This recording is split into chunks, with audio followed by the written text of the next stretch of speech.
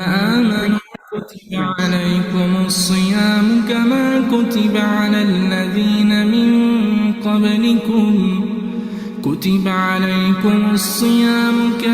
كتب على الذين من قبلكم لعلكم تتقون أياما معدودات فمن كان منكم مريضا أو على سفر فعدة من أيام أخر وعلى الذين يطيقونه فدية طعام مسكين فمن تطوع خيرا فهو خير له وأن تصوموا خير لكم إن كنتم تعلمون شهر رمضان الذي أنزل فيه القرآن هدى للناس وبينات من الهدى والفرقان فمن شهد منكم الشهر فليصمه ومن كان مريضا أو على سفر فعدة من أيام أخر يريد الله بكم اليسر ولا يريد بكم العسر ولتكملوا العدة ولتكبروا الله على ما هداكم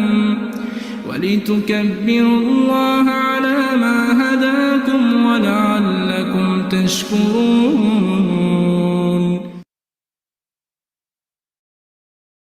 الله أكبر الله أكبر الله أكبر لا إله إلا الله الله أكبر الله أكبر ولله الحمد الله أكبر الله أكبر الله أكبر لا إله إلا الله الله أكبر الله أكبر ولله الحمد الله أكبر الله أكبر الله أكبر لا إله إلا الله الله أكبر الله أكبر ولله الحمد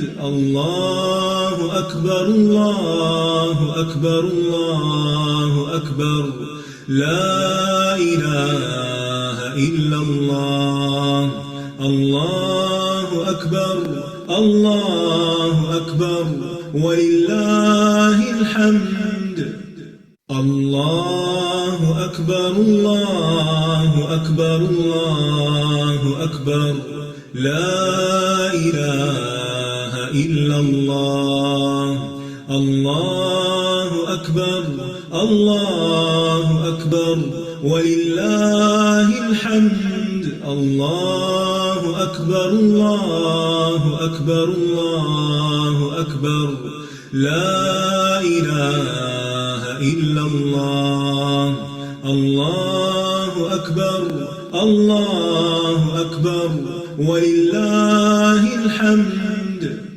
الله أكبر الله أكبر الله أكبر لا إله إلا الله الله أكبر الله أكبر ولله الحمد الله أكبر الله أكبر الله أكبر لا إله إلا الله الله أكبر الله أكبر ولله الحمد الله أكبر الله أكبر الله أكبر لا إله إلا الله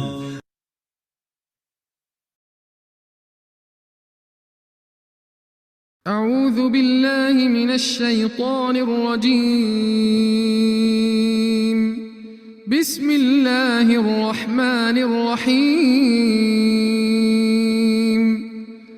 الحمد لله رب العالمين. الرحمن الرحيم. مالك يوم الدين.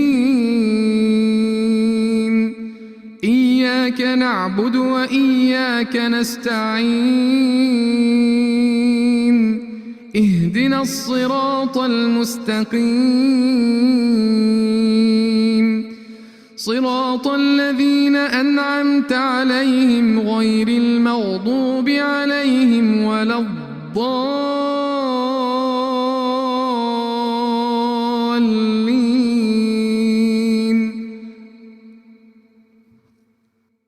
آمین. السلام علیکم ورحمۃ اللہ وبرکاتہ. کیسے ہیں آپ سب؟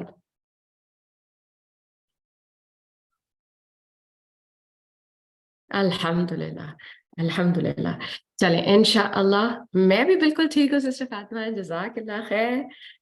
چلیے انشاءاللہ تو آج کی کلاس کے لیے آپ لوگ ریڈی ہیں؟ الحمدللہ الحمدللہ. چلیں پھر اسٹارٹ کرتے ہیں انشاءاللہ دعاؤں کے ساتھ. نحمده ونصلي على رسوله الكريم. اما بعد فاعوذ بالله من الشيطان الرجيم. بسم الله الرحمن الرحيم. رب اشرح لي صدري ويسر لي امري واحلل عقدة من لساني يفقهوا قولي. ربنا زدنا علما اللهم فقهنا في الدين. اللهم انا نسألك علما نافعا ورزقا طيبا وعملا متقبلا. آمین یا رب العالمین. اور ایک کام جو ہم روزانہ کر رہے ہیں سبحان اللہ، تو ایک دفعہ اس کو کرتے ہوئے دوبارہ سے اپنی نیتوں کو چیک کرنا ہے کہ ہم یہاں کیوں بیٹھے ہیں، کیا مقصد حاصل کرنا چاہتے ہیں ہم اس مجلس سے، اور اس کے بعد انشاءاللہ پھر یہ دعا پڑھیں گے. ٹھیک ہے انشاءاللہ دل سے. اللهم اجعل عملي كله صالحا واجعله لوجهك خالصا ولا تجعل لأحد فيه شيئا. کہ اللہ میرے سارے عمل کو صالح بنا دے اور اسے اپنے چہرے کے لیے خاص کر لے، اور اس میں کسی ایک کے لیے بھی کوئی حصہ نہ رکھ. آمین یا رب العالمین. اچھا چلیں آپ سے تھوڑے سے سوال کرتی ہوں میں، ٹھیک ہے انشاءاللہ. اچھا سب سے پہلے تو یہ بتائیں کہ کون کون اسکرین کے سامنے بیٹھا ہوا ہے کہ مجھے میں جو سوال کروں تو مجھے ریپلائی آ سکتا ہے. ذرا ٹائپ 1 کیجئے پلیز.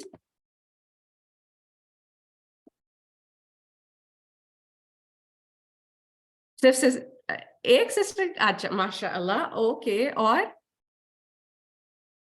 کیونکہ میں جو آپ سے باتیں کرنے والی ہوں نا تو اس میں مجھے چاہیے بہت سارے جواب.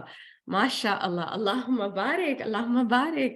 ٹھیک ہے تو یعنی کہ ہم چلتے پھرتے نہیں سن رہے ہیں، ہم اسکرین کے سامنے بیٹھ کے سن رہے ہیں. اللہم بارک ماشاء اللہ.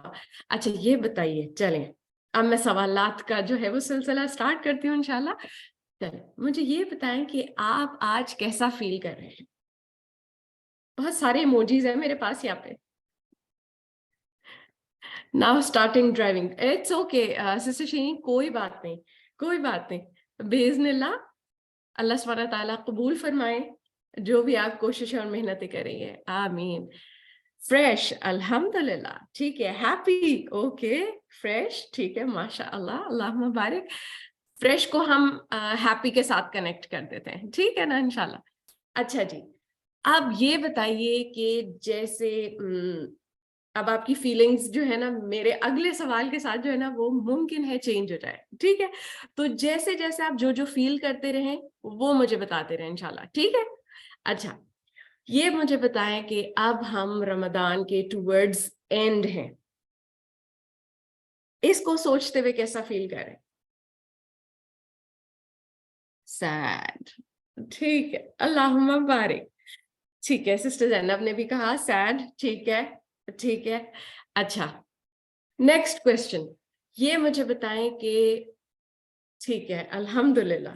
اچھا مجھے یہ بتائیں کہ سیڈ ہونا بری بات ہے؟ نہیں. اللہم بارک. بالکل ٹھیک ہے. یعنی کہ اگر ہم کسی چیز کا اپوزٹ بھی دیکھ رہے ہیں, جیسے اگر خوشی کے ساتھ ہم سیڈنس کر رہے ہیں, غمگین اور غم اور خوشی, تو ناٹ آلویز یہ اپوزٹس جو ہیں وہ برے معنوں میں ہی آئے. ٹھیک ہے نا. اچھا, اب مجھے بتائیں کہ اگر ہم اس رمضان میں کی گئی نیکیوں کے بارے میں سوچتے ہیں جو ہم نے عمل کیے ہیں, اب کیا فیلنگ آتی ہے آپ کو؟ رمضان میں کی گئی نیکیوں کے بارے میں آپ کو کیا فیلنگ آتی ہے کہ کیا میں نے جیسی مجھے عمل کرنے چاہیے تھے, کیا میں نے ویسے عمل کیے ہیں؟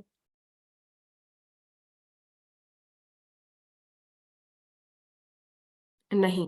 اچھا, تو اس کو ہم تھوڑا سا اور وہ کر سکتے ہیں, didn't do much, ٹھیک ہے, sad again.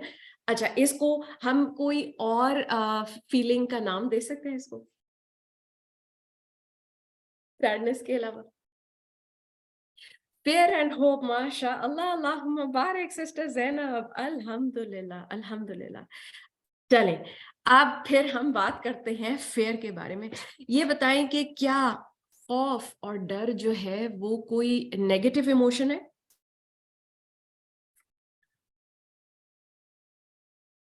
نہیں. ٹھیک ہے, اللہم بارک. اچھا, خوف کا سوچ کر یا سن کر کیا ذہن میں آتا ہے؟ بالکل sister Fatima, I agree, depend on the situation. بالکل ٹھیک ہے. بٹ اگر ہم اس کو براڈ اسپیکٹرم میں دیکھیں تو as a feeling, is it bad? تو اٹس ناٹ, رائٹ. اچھا, یہ بتائیں کہ خوف جو ہے, ہم خوف جب ہم لفظ بولتے ہیں تو آپ کے ذہن میں کوئی معنی آتا ہے اس کا؟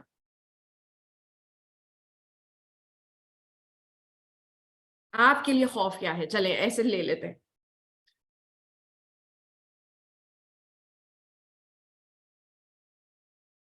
کامن, ایک تو کامن اس کا معنی ہم لیتے ہیں کیا؟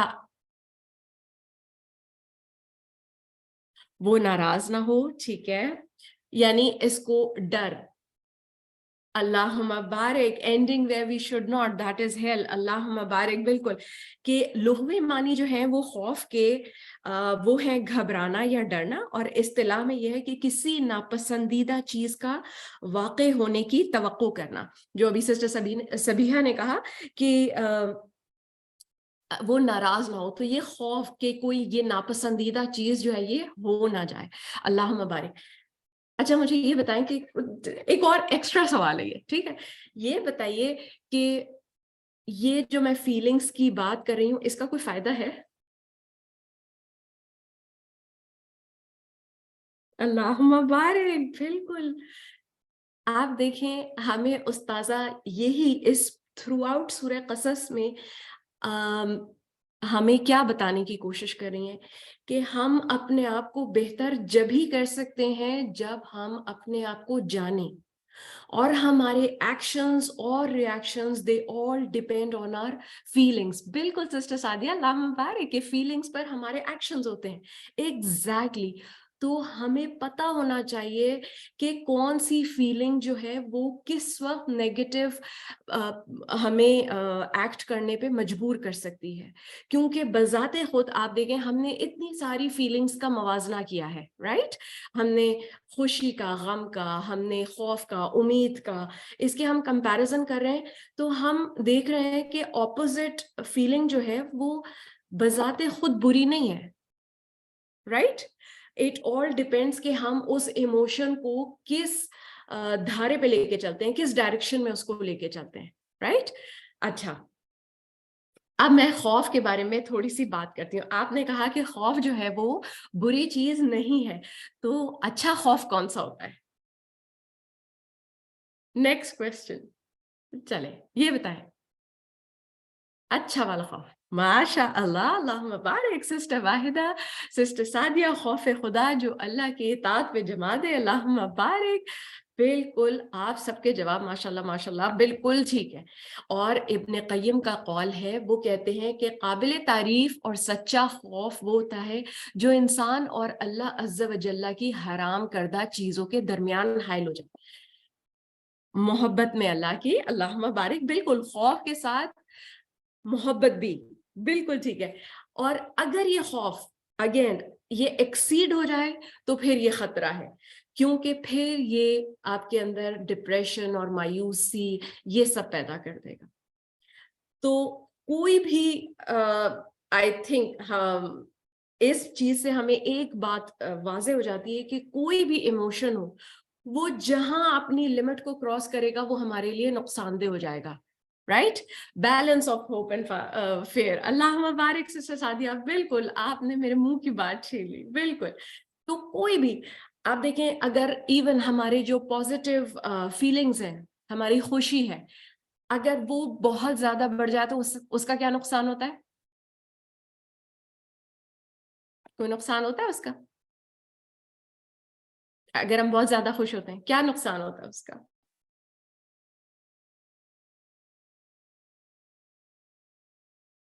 ہم اللہ کو بھولنے لگتے ہیں. بالکل بالکل. آپ دیکھیں ایگزیکٹلی ہماری جو عبادتیں ہیں اس میں کوتاہیاں ہونے لگتی ہیں، ہم بالکل ریلیکس ہو جاتے ہیں. بالکل it takes away from actions. اللہم بارک. ایگزیکٹلی. ٹھیک ہے نا؟ تو کوئی بھی چیز جہاں ذرا سی ایکسیڈ کرے تو اس کا نقصان ہے. چلیں نیکسٹ، اب میں کوشچن کے ساتھ ساتھ ہی جواب بھی آپ کو ایک دیتی ہوں کہ ہم جب بات کرتے ہیں نا کہ ہم اللہ سے ڈرتے ہیں تو اس کا ایک کرائٹیریا ہے. تو اس کے لیے میں نے کہا میں آپ کے ساتھ حدیث شیئر کرتی ہوں کہ ہمیں واضح ہو جائے کہ ہم سے مطلوب کیا ہے. جب ہم اللہ سے ڈرنے کی بات کرتے ہیں تو اس کا مقصد کیا ہے. نبی صلی اللہ علیہ وسلم نے فرمایا کہ تم اللہ سے اس طرح ڈرو کہ گویا تم اللہ کو دیکھ رہے ہو. اگر یہ مرتبہ حاصل نہ ہو تو کم از کم اتنا یقین رکھو کہ اللہ تم کو دیکھ رہا ہے. اب اگین ہمارے پاس دو طریقے کی چیزیں آ گئی. ہم میں سے ہر ایک ڈفرینٹ ہے. رائٹ؟ ہم میں سے کوئی اس مقام تک پہنچ سکتا ہے کہ جہاں پہ ہم امیجن کریں کہ اللہ سبحانہ تعالیٰ ہمیں دیکھ رہے ہیں. Again we don't have to imagine اللہ سبحانہ تعالیٰ. رائٹ؟ صرف یہ فیلنگ کہ وی آر بینگ واچڈ، ٹھیک ہے، بائی اللہ سبحانہ تعالیٰ. اور پھر دوسرا یہ ہے کہ جو کہ لیسٹ ہم سے ریکوائرڈ ہے وہ یہ کہ سوری، پہلا جو سب سے زیادہ اچھا ہے کہ ہم اللہ کو دیکھ رہے ہیں. رائٹ؟ اور لیسٹ کیا ہے کہ اللہ سبحانہ تعالیٰ تم کو دیکھ رہا ہے. تو اس سے کیا ہوگا کہ ہم تھوڑے سے مائنڈ فل ہو جائیں گے جب ہم کوئی عمل کر رہے ہیں انشاءاللہ. ٹھیک ہے. اچھا اب یہ بتائیں کہ اللہ کے خوف جب ہمارے دلوں میں آ جائے گا تو اس کا فائدہ کیا ہوگا؟ اب ہم پازیٹیو باتیں کر رہے ہیں. رائٹ؟ پازیٹیو فیلنگ آ گئی ہے، اللہ کا خوف آ گیا ہے. اب اس کے فائدے کیا ہیں؟ تقوی میں اضافہ، اللہم بارک. ایکشنز ول بی پیور، اللہم بارک. عمل بہتر ہوں گے، بالکل ٹھیک ہے. اچھے ہو جائیں گے عمل، بالکل ٹھیک ہے. ماشاء اللہ، اللہم بارک. اچھا ہم دیکھتے ہیں یہاں پہ ایک تو آپ دیکھیں اللہ کا خوف آتا ہے تو خوشی بھی ہوتی ہے کہ الحمدللہ ہم اللہ سے خوف کر رہے ہیں. یہ ہمارے اندر فیلنگ آ گئی ہے کیونکہ یہ متقیوں کی صفت ہے. رائٹ؟ پھر ہم اپنے خالق سے ڈرتے ہیں تو یہ ایک عزت کا باعث ہے. ٹھیک ہے، یہ ہمیں اللہ سے جوڑتا ہے. اور اگر ہم گناہ کرتے ہیں تو یہ خوف ہمیں واپس اللہ سبحانہ تعالیٰ کی طرف لے کر جاتا ہے. رائٹ؟ انشاءاللہ. اور آپ دیکھیں کہ ہم میں سے ہر ایک اللہ کے خوف کو ایکسپیرینس کر رہا ہے. آپ کر رہے ہیں یا نہیں کر رہے؟ You agree? ہے نا؟ اور اسپیشلی لیلۃ القدر میں جب ہم اکیلے ہوتے ہیں، جب ہم سحری میں فیملی سے پہلے اٹھنے کی تھوڑی کوشش کرتے ہیں اور ہم جب دعا کر رہے ہوتے ہیں، ہے نا، تو ہم اس وقت فیل کرتے ہیں کہ ہمارے دل میں اللہ کا خوف آ رہا ہے اور ہم پھر رو رو کر اللہ سے اپنے گناہوں کی معافی مانگتے ہیں. ہم گناہوں سے بچنے کی، جہنم سے بچنے کی دعائیں مانگتے ہیں. رائٹ؟ تو اس کا کتنا فائدہ ہے.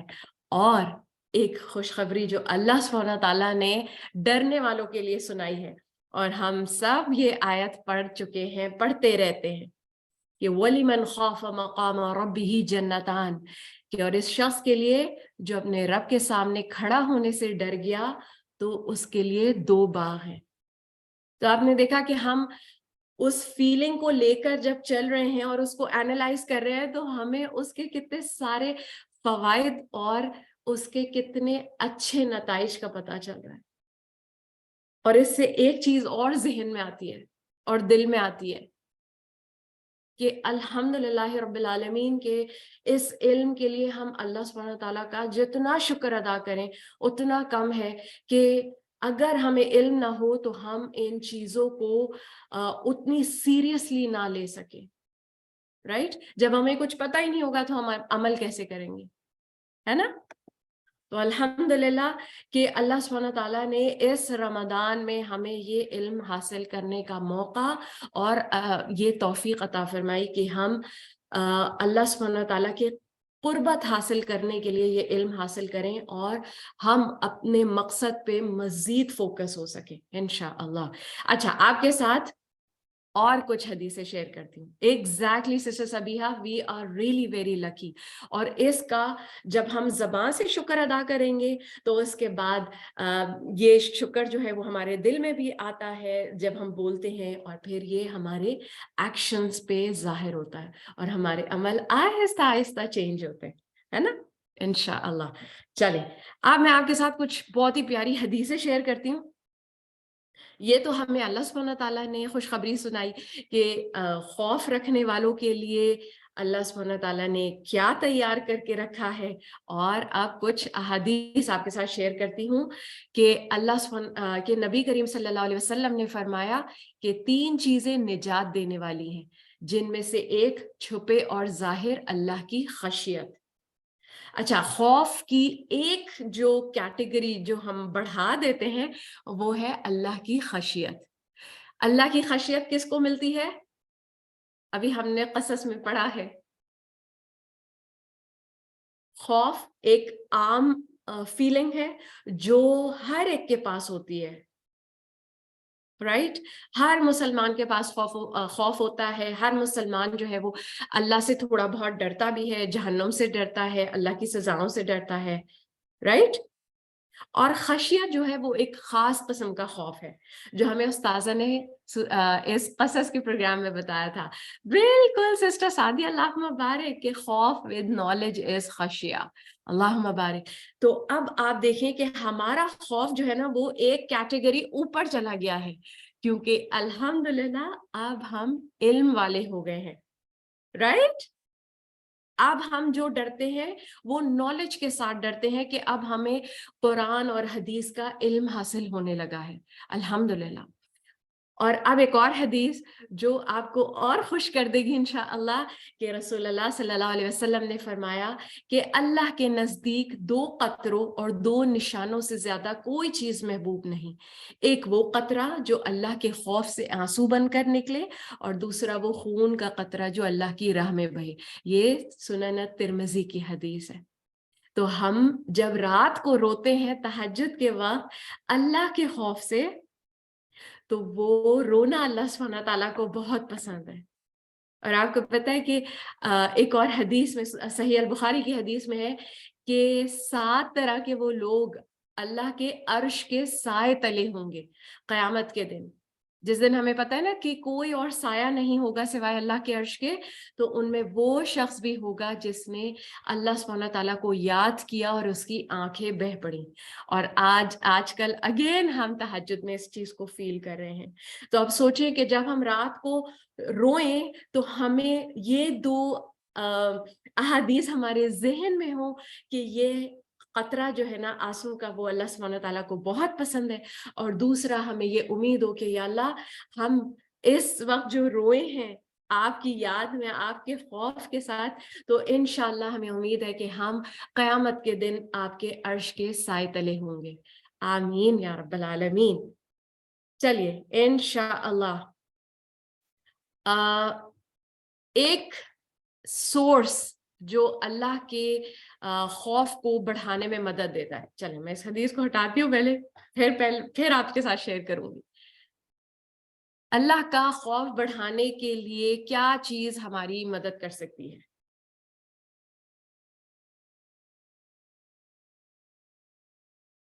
ابھی ہم نے علم پہ بات کر لی، رائٹ؟ کون سا علم ہے؟ چلیں، کون سا علم ہے؟ بالکل، اللہم بارک سسٹر مریم، سسٹر سعدیہ، ٹھیک ہے. اب قصص کے ساتھ القرآن، ٹھیک ہے.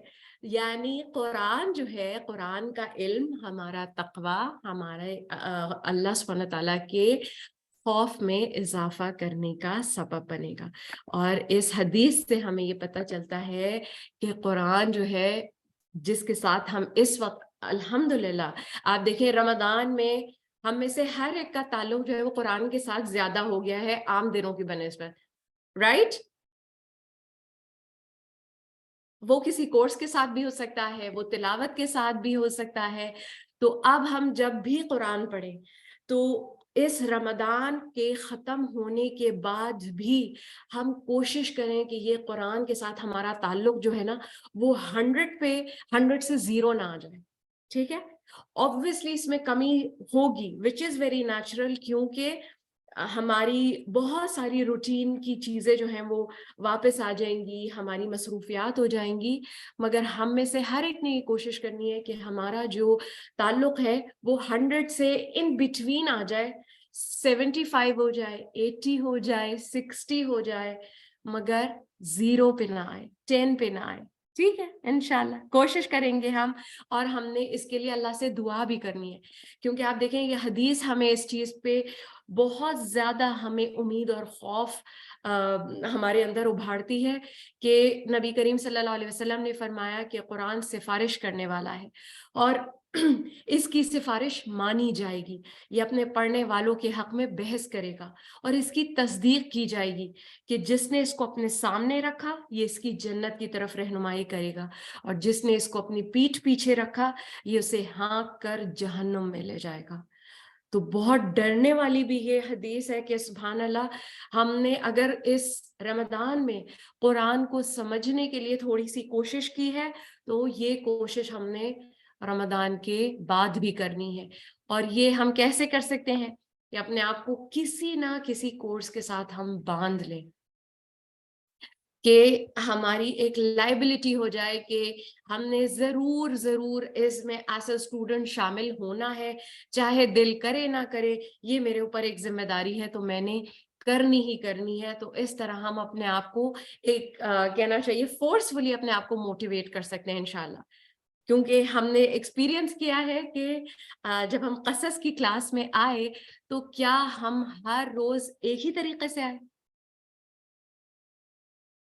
کیا ہماری فیلنگز، ہمارے سرکمسٹانسز قرآن کی کسی بھی محفل میں اگر ہم نے روزانہ اٹینڈ کیا ہے تو کیا ہمارے لیے ہر روز آنا ایک ہی طریقے سے تھا؟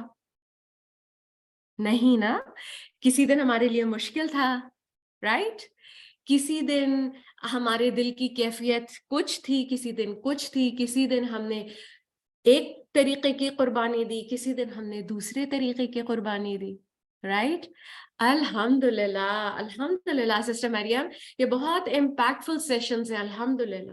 تو ہم نے بس اپنے آپ کو کوشش کرنی ہے، اللہ سے دعا کرنی ہے کہ یا اللہ ہماری رہنمائی فرمائے، ہمیں موقع اور توفیق دیں کہ ہم اس قرآن کے ساتھ باقی کے پورے سال بھی جڑے رہیں، کیونکہ قرآن جو ہے وہ ہمارے لیے ایک پریکٹس کرنے کا ایک سیشن تھا جس میں اللہ سبحانہ تعالیٰ نے ہمارے لیے ایک ماحول بھی جو ہے وہ سازگار کر دیا تھا کہ ہم اپنے نفس کو کنٹرول کر سکیں. شیاطین کو اللہ سبحانہ تعالیٰ نے زنجیروں میں قید کر دیا تھا تاکہ ہم اس سے بھرپور فائدہ اٹھا سکیں اور باقی کے سال جو ہے وہ اپنے آپ کو ٹرین کر کے مزید بہتر بنانے کی کوشش کر سکیں.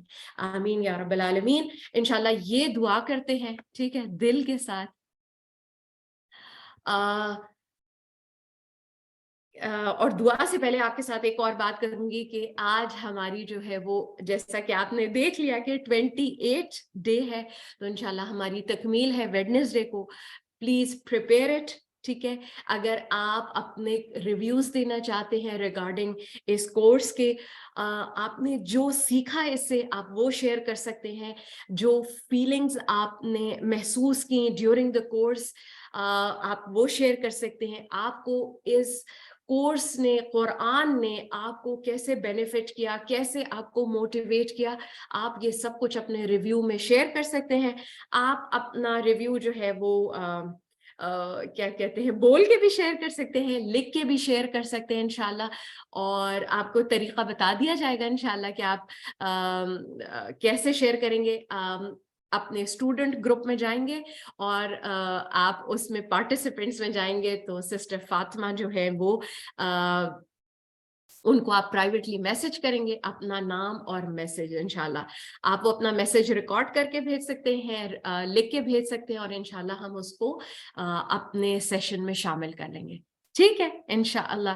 کیونکہ آپ کو نہیں پتا کہ آپ کا کوئی بھی ریویو، آپ کا کوئی بھی میسج کسی بھی شخص کو جو ہے وہ اتنا موٹیویٹ کر دے کہ وہ بھی قرآن کے ساتھ جڑ جائے انشاءاللہ تعالی.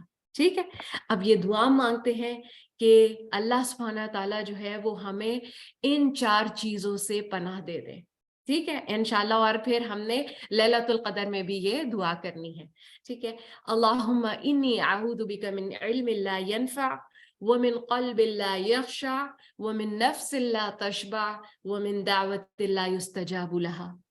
کہ اے اللہ بے شک میں تیری پناہ چاہتا ہوں اس علم سے جو نفع نہ دے، اس دل سے جو نہ ڈرے، اس نفس سے جو کبھی سیر نہ ہو، اور اس دعا سے جو قبول نہ کی جائے. آمین یا رب العالمین.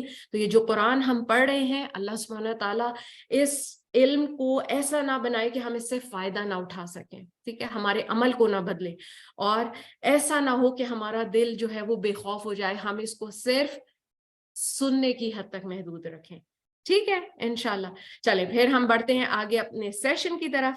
آپ لوگ ریڈی ہیں تو ٹائپ 1 انشاءاللہ آج ہے ہمارا لیسن نمبر 14 حابیل اور قابیل کا. آپ لوگ ریڈی ہیں تو ٹائپ 1 انشاءاللہ ہم سٹارٹ کرتے ہیں. الحمدللہ. اعوذ باللہ من الشیطان الرجیم. بسم اللہ الرحمن الرحیم. أعوذ بالله من الشيطان الرجيم. بسم الله الرحمن الرحيم. الحمد لله رب العالمين. الرحمن الرحيم. مالك يوم الدين. إياك نعبد وإياك نستعين. اهدنا الصراط المستقيم. صراط الذين أنعمت عليهم غير المغضوب عليهم ولا الضالين.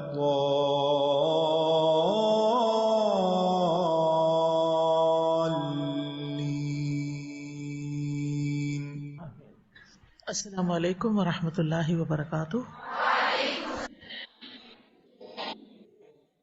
کیا حال ہے سب کا؟ ہم نماز کے طریقے کے بارے میں پڑھ رہے تھے، اور اس میں ہم نے قیام کے بارے میں کچھ پڑھا تھا کہ قیام کرنا کتنا ضروری ہے. اب ہم قیام کے طریقے کے بارے میں پڑھیں گے.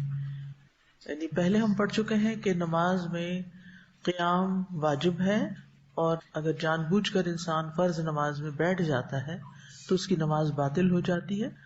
اور اللہ تعالیٰ کا بھی حکم ہے قوموا للہ قانتین، کہ اللہ کے فرما بردار بندے بن کر کھڑے ہو جاؤ. تو اب یہ ہے کہ قیام کرنا کس طرح ہے. صحیح بخاری کی روایت ہے، ابو قلابہ کہتے ہیں کہ مالک بن حویرث رضی اللہ عنہ ہمیں نماز پڑھ کر دکھلاتے کہ نبی صلی اللہ علیہ وسلم کس طرح نماز پڑھتے تھے، اور یہ نماز کا وقت نہیں تھا، یعنی صرف ڈیمو کر کے دکھا رہے تھے. چنانچہ آپ کھڑے ہوئے اور پوری طرح کھڑے رہے، یعنی بالکل اسٹریٹ کھڑے ہو جانا چاہیے، جم کے مضبوطی سے. پھر تکبیر تحریمہ اللہ اکبر، جو کہ انگلیوں کو نہ تو جوڑیں گے اور نہ ان کو بہت اکڑا کے کھولیں گے، یعنی ان کو نارمل پوزیشن پہ رہنے دیں گے، چاہے کندھوں تک ہاتھ رکھیں چاہے کانوں تک. ٹھیک ہے. پھر اس کے بعد ہم سینے پہ ہاتھ باندھیں گے، دایاں ہاتھ بائیں ہاتھ پر رکھیں گے. ٹھیک ہے. رسول اللہ صلی اللہ علیہ وسلم نے فرمایا، ہم انبیاء کی جماعت ہیں، ہم حکم دیے گئے ہیں کہ ہم افطار میں جلدی کریں، یعنی جب روزہ کھل جائے تو فوراً کھول لیں، ادھر ادھر وقت نہیں ضائع کریں، سحری میں دیر کریں، یعنی یہ نہیں کہ آدھا گھنٹہ پہلے سحری بند کر کے بیٹھ جائیں بلکہ آخر وقت پر بند کریں، اور نماز میں اپنا دایاں ہاتھ اپنے بائیں ہاتھ کے اوپر رکھے۔ اب یہ رکھیں کس طرح؟ نمبر 1، دائیں ہاتھ سے بائیں ہاتھ کی پشت کو پکڑیں، یہ دایاں ہاتھ ہے، ٹھیک ہے، اور یہ بائیں ہاتھ کی پشت ہے، تو اس کو پکڑنا ہے، ایسے پکڑنا ہے، یعنی ایسے نہیں، سیدھی انگلیاں نہیں چھوڑ دینی۔ بعض لوگوں کو میں نے دیکھا کہ وہ جب ہاتھ رکھتے ہیں سینے پر تو وہ بس صرف ایسے ایک کے اوپر ہاتھ رکھ دیتے، تو کیا کرنا چاہیے؟ دائیں ہاتھ سے بائیں ہاتھ کو پکڑنا چاہیے۔ اور اس میں کیسے پکڑیں؟ ایک اور روایت میں آتا ہے کہ جس میں علقمہ بن وائل اپنے باپ سے روایت کرتے ہیں، اور اس میں تفصیل ہے کہ پھر اپنا دایاں ہاتھ اپنے بائیں ہاتھ کی پشت پر آپ نے یوں رکھا کہ وہ پہنچے، یہ جو جوڑ ہوتا ہے پہنچا کہتے ہیں اس کو، اور کلائی پر بھی آ گیا، ٹھیک ہے، یعنی آپ نے اس طرح اس ایریے کو پکڑنا ہے، یعنی جہاں ہاتھ ختم ہوتا ہے بایاں، وہاں سے آپ نے پکڑنا ہے، یعنی کہ انگلیاں جو ہیں وہ کہاں آ جائیں؟ کلائی کے اوپر، ٹھیک ہے، اور ہاتھ کھلا ہونا چاہیے، یہ نہیں کہ کچھ انگلیاں بند ہوں کچھ کھلی ہوں، یعنی یہ جو جوڑ ہے ہاتھ کا، اس جوڑ کو پکڑنا ہے، ٹھیک ہے، اس جوڑ کو پکڑنا ہے۔ یہ ہاتھ کی تلی جو ہے دوسرے ہاتھ کی پشت پہ آ جائے گی، تھوڑا سا آگے ہوگا، اور انگلیاں کھلی ہوں گی اور ہاتھ سینے پہ بندھے ہوئے ہوں گے۔ اسی طرح قبیصہ بن حلب اپنے باپ سے روایت کرتے ہیں، میں نے نبی صلی اللہ علیہ وسلم کو اپنا دایاں ہاتھ بائیں ہاتھ پر سینے کے اوپر رکھے ہوئے دیکھا، یعنی سینہ، یہ سینہ ہے، ٹھیک ہے، جبکہ دایاں ہاتھ بائیں ہاتھ کے جوڑ پر تھا، ٹھیک ہے، یعنی تھوڑا سا آگے تھا، دایاں ہاتھ یعنی یہ تلی کس پہ تھی؟ جوڑ پہ۔ دوسرے میں کیا ہے؟ یعنی کہ بائیں ہاتھ پر لیکن جوڑ پکڑا ہوا تھا، یہاں کیا ہے؟ جوڑ پر ہاتھ اور کلائی پکڑی ہوئی تھی جیسے۔ اسی طرح سہل بن سعد رضی اللہ عنہ سے روایت ہے، انہوں نے فرمایا، لوگوں کو یہ حکم دیا جاتا تھا کہ آدمی نماز میں اپنا دایاں ہاتھ اپنے بائیں بازو پر رکھے۔ تو جب آپ یہ آگے کرتے ہیں نا، یعنی یہ کونیاں پکڑنے کا حکم نہیں ہے، کچھ لوگوں کو میں نے دیکھا ہے کہ وہ کیا کرتے ہیں، کونیاں پکڑے ہوئے ہوتے ہیں، کونی نہیں پکڑے، بازو پہ رکھ سکتے ہیں، یعنی آپ بائیں ہاتھ پہ بھی رکھ سکتے ہیں، بائیں جوڑ پہ بھی رکھ سکتے ہیں، اور بائیں بازو پر بھی رکھ سکتے ہیں، لیکن بائیں کونی پہ رکھنے کی ضرورت نہیں ہے، ٹھیک ہے۔ تو یہ سہل بن سعد جو ہیں یہ لوگوں کو حکم دے رہے ہیں کہ نماز میں دایاں ہاتھ بائیں بازو پر رکھو، اور وہ اس حکم کو نبی صلی اللہ علیہ وسلم کی طرف منسوب کرتے تھے۔ سمجھ آ گئی بات کہ نہیں آئی؟ ٹھیک ہے نا، انگلیاں کھلی نہیں چھوڑنی ایسے، بلکہ دائیں سے بائیں کو ایک طرح سے پکڑ کے، یعنی مضبوطی سے قیام کرنا ہے، ڈھیلا ڈھالا نہیں۔ پھر یہ کہ سینے پہ ہاتھ باندھنا ہے، آپ دونوں ہاتھ سینے پر رکھتے تھے، اور اس میں مردوں اور عورتوں میں فرق نہیں ہے، اور نگاہیں سجدے کی جگہ پر ہونی چاہیے۔ آپ صلی اللہ علیہ وسلم جب نماز پڑھتے تو سر کو جھکا لیتے، یعنی ایسے اکڑا کے نہیں رکھتے تھے یا اوپر نہیں دیکھتے تھے بلکہ نیچے کو دیکھتے تھے، سر کو جھکا لیتے اور نگاہ کو زمین پر رکھتے تھے۔ پھر یہ ہے کہ نگاہیں ادھر ادھر نہیں ہونی چاہیے، دائیں بائیں نہیں دیکھنا چاہیے کھڑے ہو کے۔ حضرت عائشہ نے کہا کہ رسول اللہ صلی اللہ علیہ وسلم کعبہ میں داخل ہوئے تو ان کی نگاہ سجدے کی جگہ سے ادھر ادھر نہیں ہوئی یہاں تک کہ بیت اللہ سے نکل گئے۔ کچھ لوگ ہوتے ہیں نماز میں کھڑے کھڑے آنکھوں کے ادھر ادھر پھیر کے، کوئی دروازے میں کون آ رہا ہے کون جا رہا ہے، ادھر ادھر دیکھتے ہیں، تو ایسا نہیں کرنا چاہیے۔ رسول اللہ صلی اللہ علیہ وسلم نے فرمایا، بے شک اللہ نے تمہیں نماز کا حکم دیا، لہٰذا جب تم نماز پڑھو تو کسی اور جانب توجہ نہ کرو، کیونکہ اللہ اپنے نماز پڑھنے والے بندے کی طرف متوجہ ہوتا ہے جب تک وہ نماز پڑھتے ہوئے ادھر ادھر متوجہ نہ ہو۔ اسی طرح ایک اور روایت میں آتا ہے، ابو ہریرہ رضی اللہ عنہ کہتے ہیں کہ مجھے میرے دوست نے 3 چیزوں کی وصیت کی اور 3 سے منع کیا، مرغ کی طرح ٹھونگے مارنے سے، یعنی تیز تیز سجدہ نہ کیا جائے، کتے کی طرح پاؤں آگے پسار کر بیٹھنے سے، کیسے بلا کتے کو بیٹھے ہوئے امیجن کریں، سمجھ آئے کس طرح بیٹھتا ہے، بازو پسار کے ایسے زمین کے ساتھ چمٹا کے، یعنی سجدے میں جب آپ جائیں تو آپ کے بازو زمین سے چمٹے ہوئے نہ ہوں بلکہ اٹھے ہوئے ہوں، اور لومڑی کی طرح بار بار ادھر ادھر دیکھنے سے، پھر اسی طرح آسمان کی طرف بھی مت دیکھیں. انس بن مالک کہتے ہیں رسول اللہ صلی اللہ علیہ وسلم نے فرمایا لوگوں کو کیا ہوا وہ نماز میں نگاہیں آسمان کی طرف اٹھاتے ہیں. پھر آپ نے اس کے متعلق بڑی سختی سے فرمایا لوگوں کو اس سے باز آنا چاہیے یا پھر ان کی بینائی کو اچک لیا جائے گا، یعنی ناراضگی کا اظہار کیا گیا ہے. تو یہ تھا آپ کا قیام. نحمدہ ونصلی علی رسولہ الکریم، اما بعد فاعوذ باللہ من الشیطان الرجیم، بسم اللہ الرحمن الرحیم. رب اشرح لی صدری ویسر لی امری واحلل عقدۃ من لسانی یفقہوا قولی. الحمد للہ بکل ما حمدہ بہ خلقہ وأقرب ملائکتہ الیہ وأکرم خلیقتہ علیہ وأرضى حامدیہ لدیہ حمدا یفضل سائر الحمد کفضل ربنا علی جمیع خلقہ. تمام قسم کی حمد اللہ کے لیے ہے، ان تمام کلمات کے ساتھ جس کے ساتھ اس کی مخلوقات اس کی حمد کرتی ہے اور جس کے ساتھ قریب ترین فرشتے اس کی حمد کرتے ہیں. یعنی مقرب فرشتے جن الفاظ کے ساتھ اللہ کی حمد بیان کرتے ہیں ہم بھی اسی طرح کرتے ہیں، اور جس طرح پوری کائنات اللہ کی حمد بیان کر رہی ہے ویسے ہی، اور ان کلمات کے ساتھ اللہ کی حمد بیان کرتے ہیں جن کے ساتھ اس کی معزز ترین مخلوق حمد بیان کرتی، یعنی جو اللہ تعالیٰ کے ہاں نہایت معزز ہیں، اور وہ حمدیں جو اس کے نزدیک حمد کرنے والوں میں سے سب سے زیادہ پسندیدہ ہیں، یعنی ایسے الفاظ کے ساتھ جو اللہ تعالیٰ کو حمد کے لیے بہت پسند ہیں، ایسی حمد جو تمام حمدوں سے افضل ہو، جیسے ہمارا رب تمام مخلوقات سے افضل ہے. نحن نقص عليك أحسن القصص بما أوحينا إليك هذا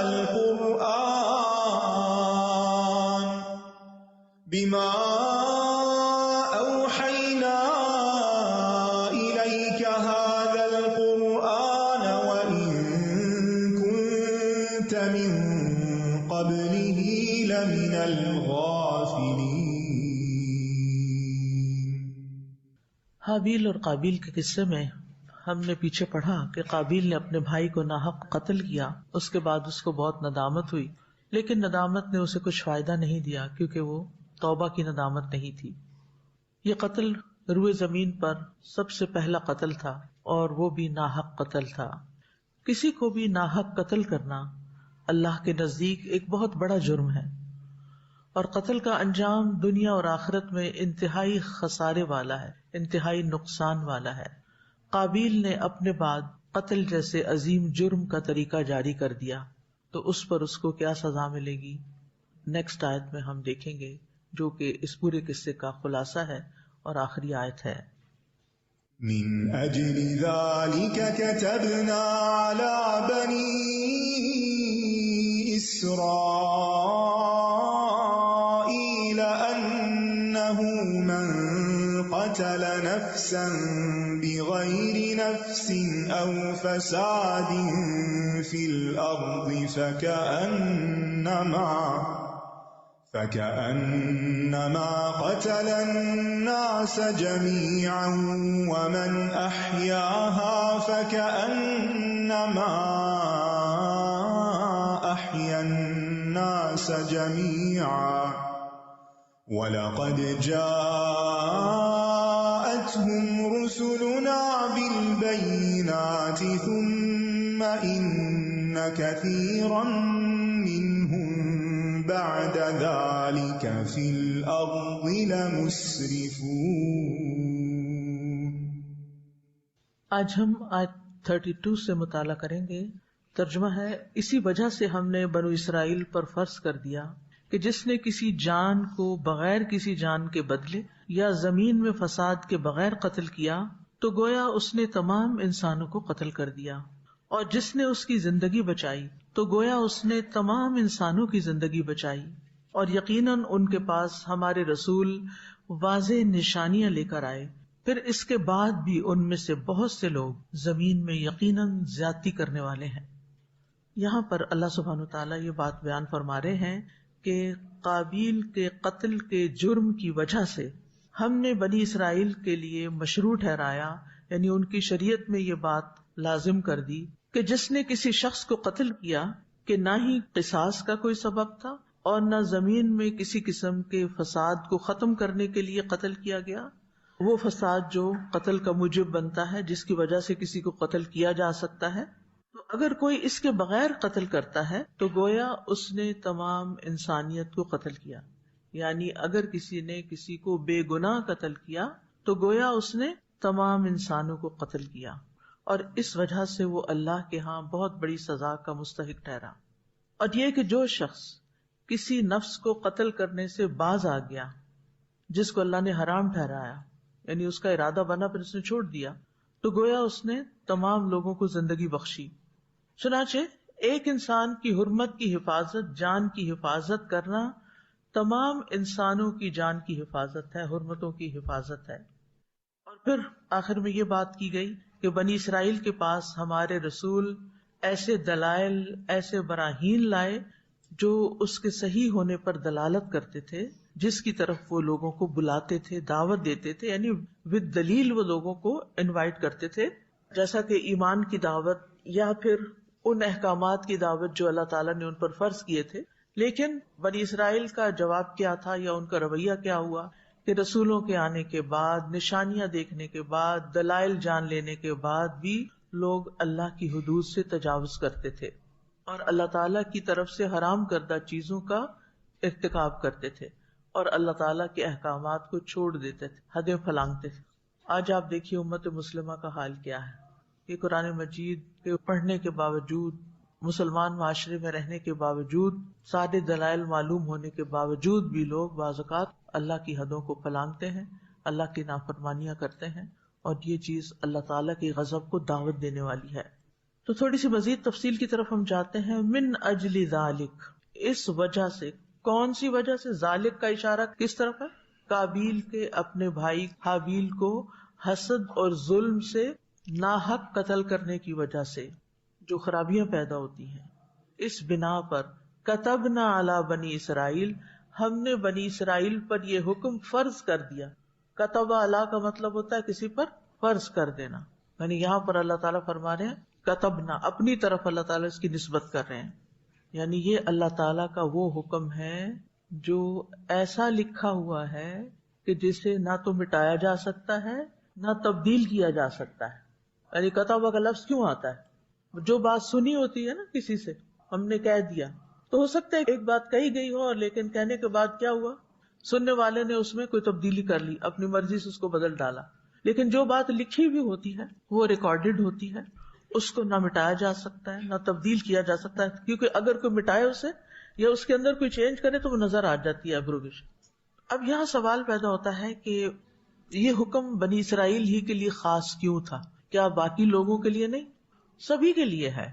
حکم تو سب کے لیے عام ہے، لیکن خاص طور پر بنی اسرائیل کا ذکر اس لیے کیا گیا کیونکہ یہ پہلی امت تھی جس پر انسانوں کے قتل کے بارے میں جو وعید تھی وہ لکھی ہوئی اتاری گئی.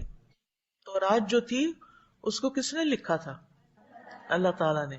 تورات کو اللہ تعالیٰ نے اپنے ہاتھ سے لکھا تھا. ٹھیک ہے، تو یہ اللہ سبحانہ و تعالیٰ کی طرف سے لکھی ہوئی بات اتاری گئی تھی جس کے اندر کوئی تبدیلی نہیں کی جا سکتی تھی.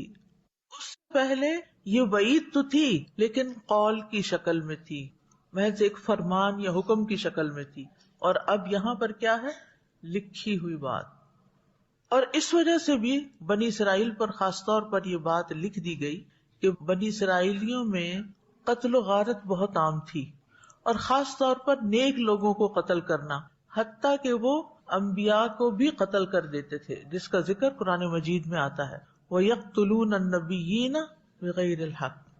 لیکن اس کا یہ مطلب نہیں کہ یہ حکم صرف بنی اسرائیل کے لیے لکھا گیا یا صرف تورات میں آیا، بلکہ انسانی قتل کی ممانعت کا حکم تمام پیغمبروں کی تعلیمات میں ہے. یہ اسلام کی تعلیمات کے ان بنیادی اصولوں میں سے ہے جو سبھی کے لیے عام ہے. سلیمان بن ربیع کہتے ہیں میں نے حسن بصری سے پوچھا کیا یہ آیت ہمارے لیے بھی ہے؟ یعنی جس طرح بنی اسرائیل کے لیے یہ آیت تھی تو ہمارے لیے بھی ہے؟ انہوں نے فرمایا ہاں، اس ذات کی قسم جس کے سوا کوئی معبود نہیں، بنی اسرائیل کے خون اللہ کے ہاں ہمارے خونوں سے زیادہ قابل احترام نہیں تھے. یعنی مسلمانوں کا خون بھی اتنا ہی قابل احترام ہے، اس لیے ہمارے لیے بھی یہی حکم ہے کہ کوئی مسلمان کسی مسلمان کو بغیر وجہ کے قتل نہ کرے، کیونکہ یہ خون قابل احترام ہے، اس کی حرمت ہے۔ کیا لکھا تھا بنی اسرائیل کے لیے اللہ تعالیٰ نے؟ انہ من قتل نفسا بغیر نفس او فساد فی الارض، کہ جس نے کسی انسان کو ظلم کرتے ہوئے قتل کیا۔ انہ من قتل نفسا بغیر نفس، یعنی بغیر وجہ کے، بغیر قصاص کے، کیونکہ اگر کوئی کسی کو قتل کر دیتا ہے ظلم کرتے ہوئے تو پھر اس کا تو بدلہ لیا جاتا ہے نا، وہ تو قصاص ہے، یہ تو بنی اسرائیل میں بھی تھا، ہمارے ہاں بھی ہے۔ لیکن اگر کوئی بغیر قصاص کے، یعنی بدلے کے بغیر کسی کو قتل کرتا ہے، یا اس نے زمین میں بہت فساد مچا رکھا ہے اس لیے وہ قتل کی اجازت کا مستحق ہو گیا ہے، تو وہ تو اور بات ہے، ورنہ قتل کی اجازت نہیں۔ ہماری شریعت میں صرف 3 صورتوں میں قتل کو جائز کیا گیا ہے۔ نمبر 1، قتل کے بدلے قتل، یعنی قصاص۔ قرآن مجید میں آتا ہے وَلَكُمْ فِي الْقِصَاصِ حَيَاةٌ يَا أُولِي الْأَلْبَابِ، تمہارے لیے قصاص میں زندگی ہے اے عقل والو۔ ٹھیک۔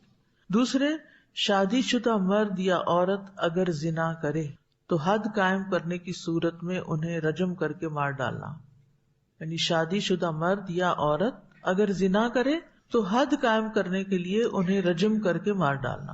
رجم تو معلوم ہے نا آپ کو، پتھروں سے جو مارا جاتا ہے۔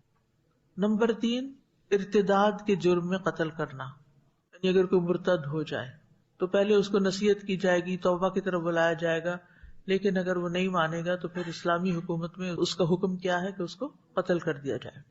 اس کے علاوہ وہ صورت ہے جس کا آیت میں ذکر کیا گیا کہ زمین میں فساد کرنے والے کو قتل کر دیا جائے، جیسے کہ سورۃ المائدہ آیت 33 میں بھی آتا ہے انما جزاء الذین یحاربون اللہ ورسولہ ویسعون فی الارض فسادا ان یقتلوا او یصلبوا او تقطع ایدیہم وارجلہم من خلاف او ينفوا من الارض ذلک لہم خزی فی الدنیا ولہم فی الآخرۃ عذاب عظیم۔ ان لوگوں کی جزا جو اللہ اور اس کے رسول سے جنگ کرتے ہیں اور زمین میں فساد کی کوشش کرتے ہیں، یہی ہے کہ انہیں بری طرح قتل کیا جائے یا انہیں بری طرح سولی لٹکا دیا جائے۔ یقتلوا یعنی صرف یقتلوا نہیں آیا، اسی لیے بری طرح کا لفظ ایڈ کیا جا رہا ترجمے میں۔ یا ان کے ہاتھ اور پاؤں مختلف سمتوں سے بری طرح کاٹے جائیں، یعنی دایاں ہاتھ اور بایاں پاؤں، یا انہیں اس سرزمین سے نکال دیا جائے۔ یہ ان کے لیے دنیا میں رسوائی ہے اور ان کے لیے آخرت میں بہت بڑا عذاب ہے، کیونکہ جو لوگ فساد کرنے والے ہیں وہ امن عامہ برباد کرتے ہیں اور پھر لوگوں کے لیے زندگی خوف سے بھر جاتی ہے، جینا دوبر ہو جاتا ہے، کاروبار رک جاتے ہیں، یعنی بے پناہ مصائب لوگوں کی زندگی میں کھڑے ہو جاتے ہیں۔ لہٰذا ایسا فتنہ فساد کرنے والوں کی سزا بھی بہت سخت بتائی گئی ہے۔ او فساد فی الارض کا معنی کیا ہے؟ او فساد فی الارض یعنی بغیر نفس، اس پر معطوف ہے، یعنی کسی شخص کو بغیر اس کے کہ زمین میں فساد برپا کیا جائے اس کو قتل کرنا جائز نہیں، یعنی فساد ہوگا تو پھر ہی جواز بنتا ہے۔ اب فساد فی الارض میں کیا کیا چیزیں شامل ہیں، یعنی کس کو فساد کہا جائے گا؟ یعنی بچے جو شرارت کر رہے ہوتے ہیں، مثلاً کبھی ایسا بھی ہوتا ہے نا کہ آپ نے کپڑے دھو کے رکھے ہوئے ہوتے ہیں، تاروں پہ ڈالے ہوئے ہوتے ہیں، وہ سارے جا کے اتار کے نیچے پھینک دیتے ہیں، زمین پہ مٹی وغیرہ، اور وہ گیلے بھی ہوتے ہیں، تب وہ تو فساد ہی گئے۔ تو آپ کیا کہتے ہیں، آپ یہ کیا فساد مچا رکھا ہے؟ تو کیا یہ ایسا فساد ہے کہ جس کے اوپر کوئی اتنی بڑی سزا ہوگی؟ اس میں علماء کہتے ہیں کہ زمین میں فساد اللہ اور اس کے رسول کے ساتھ جنگ کرنا اور ڈاکہ ڈالنے کی صورت میں ہوتا ہے، جس میں مسافروں کو خوف زدہ کیا جاتا ہے۔ یعنی جنگ کے اندر تو جو جنگ کرنے آئے گا دفاع میں اس کو قتل کیا جائے گا۔ اور دوسرا کیا ہے کہ مثلاً جیسے کئی دفعہ ایسے ہوتا ہے نا، یہاں سے آپ ٹریول کرتے ہیں کراچی کی طرف، تو راستے میں بعض اوقات بس سے روک کر جو ڈاکو ہوتے ہیں وہ بس کے اندر گھس آتے ہیں اور دروازے بند کر لیتے ہیں، کسی کو باہر نکلنے کی اجازت نہیں ہوتی، خوف زدہ کرتے ہیں، ہراس کرتے ہیں، اور سب مسافروں سے کہتے ہیں کہ جو کچھ ان کے پاس کیش ہے یا جو بھی ہے وہ نکال دیں۔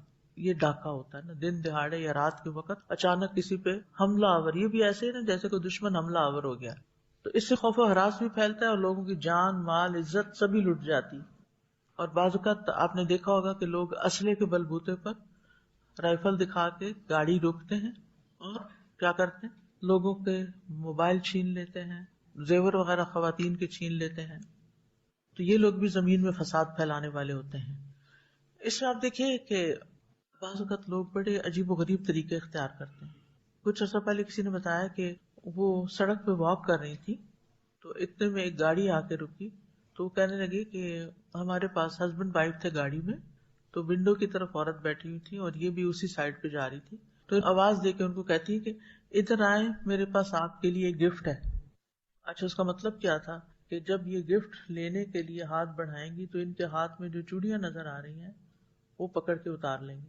یعنی اس طرح کے حربے بھی کرتے ہیں، اور اس میں صرف مرد ہی، خواتین بھی شامل ہو جاتی ہیں۔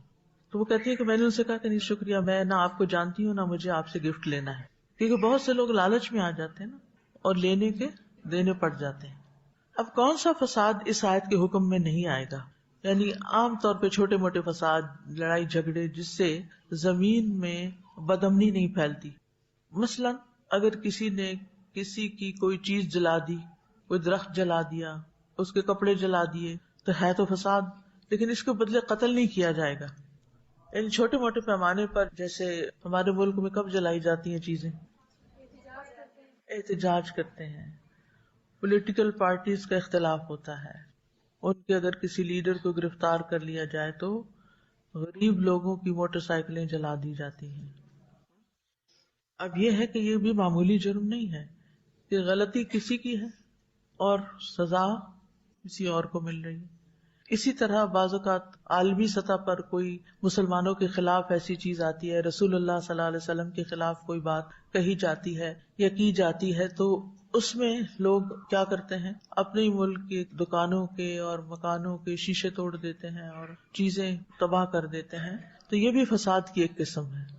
تو اس میں انہیں خود نہیں وہ چاہیے ہوتی، وہ اپنے لیے نہیں چھین رہے ہوتے یا لے رہے ہوتے، بلکہ صرف وہ تباہی پھیلا رہے ہوتے ہیں۔ فَكَأَنَّمَا قَتَلَ النَّاسَ جَمِيعًا، گویا کہ اس نے سارے انسانوں کو قتل کر دیا۔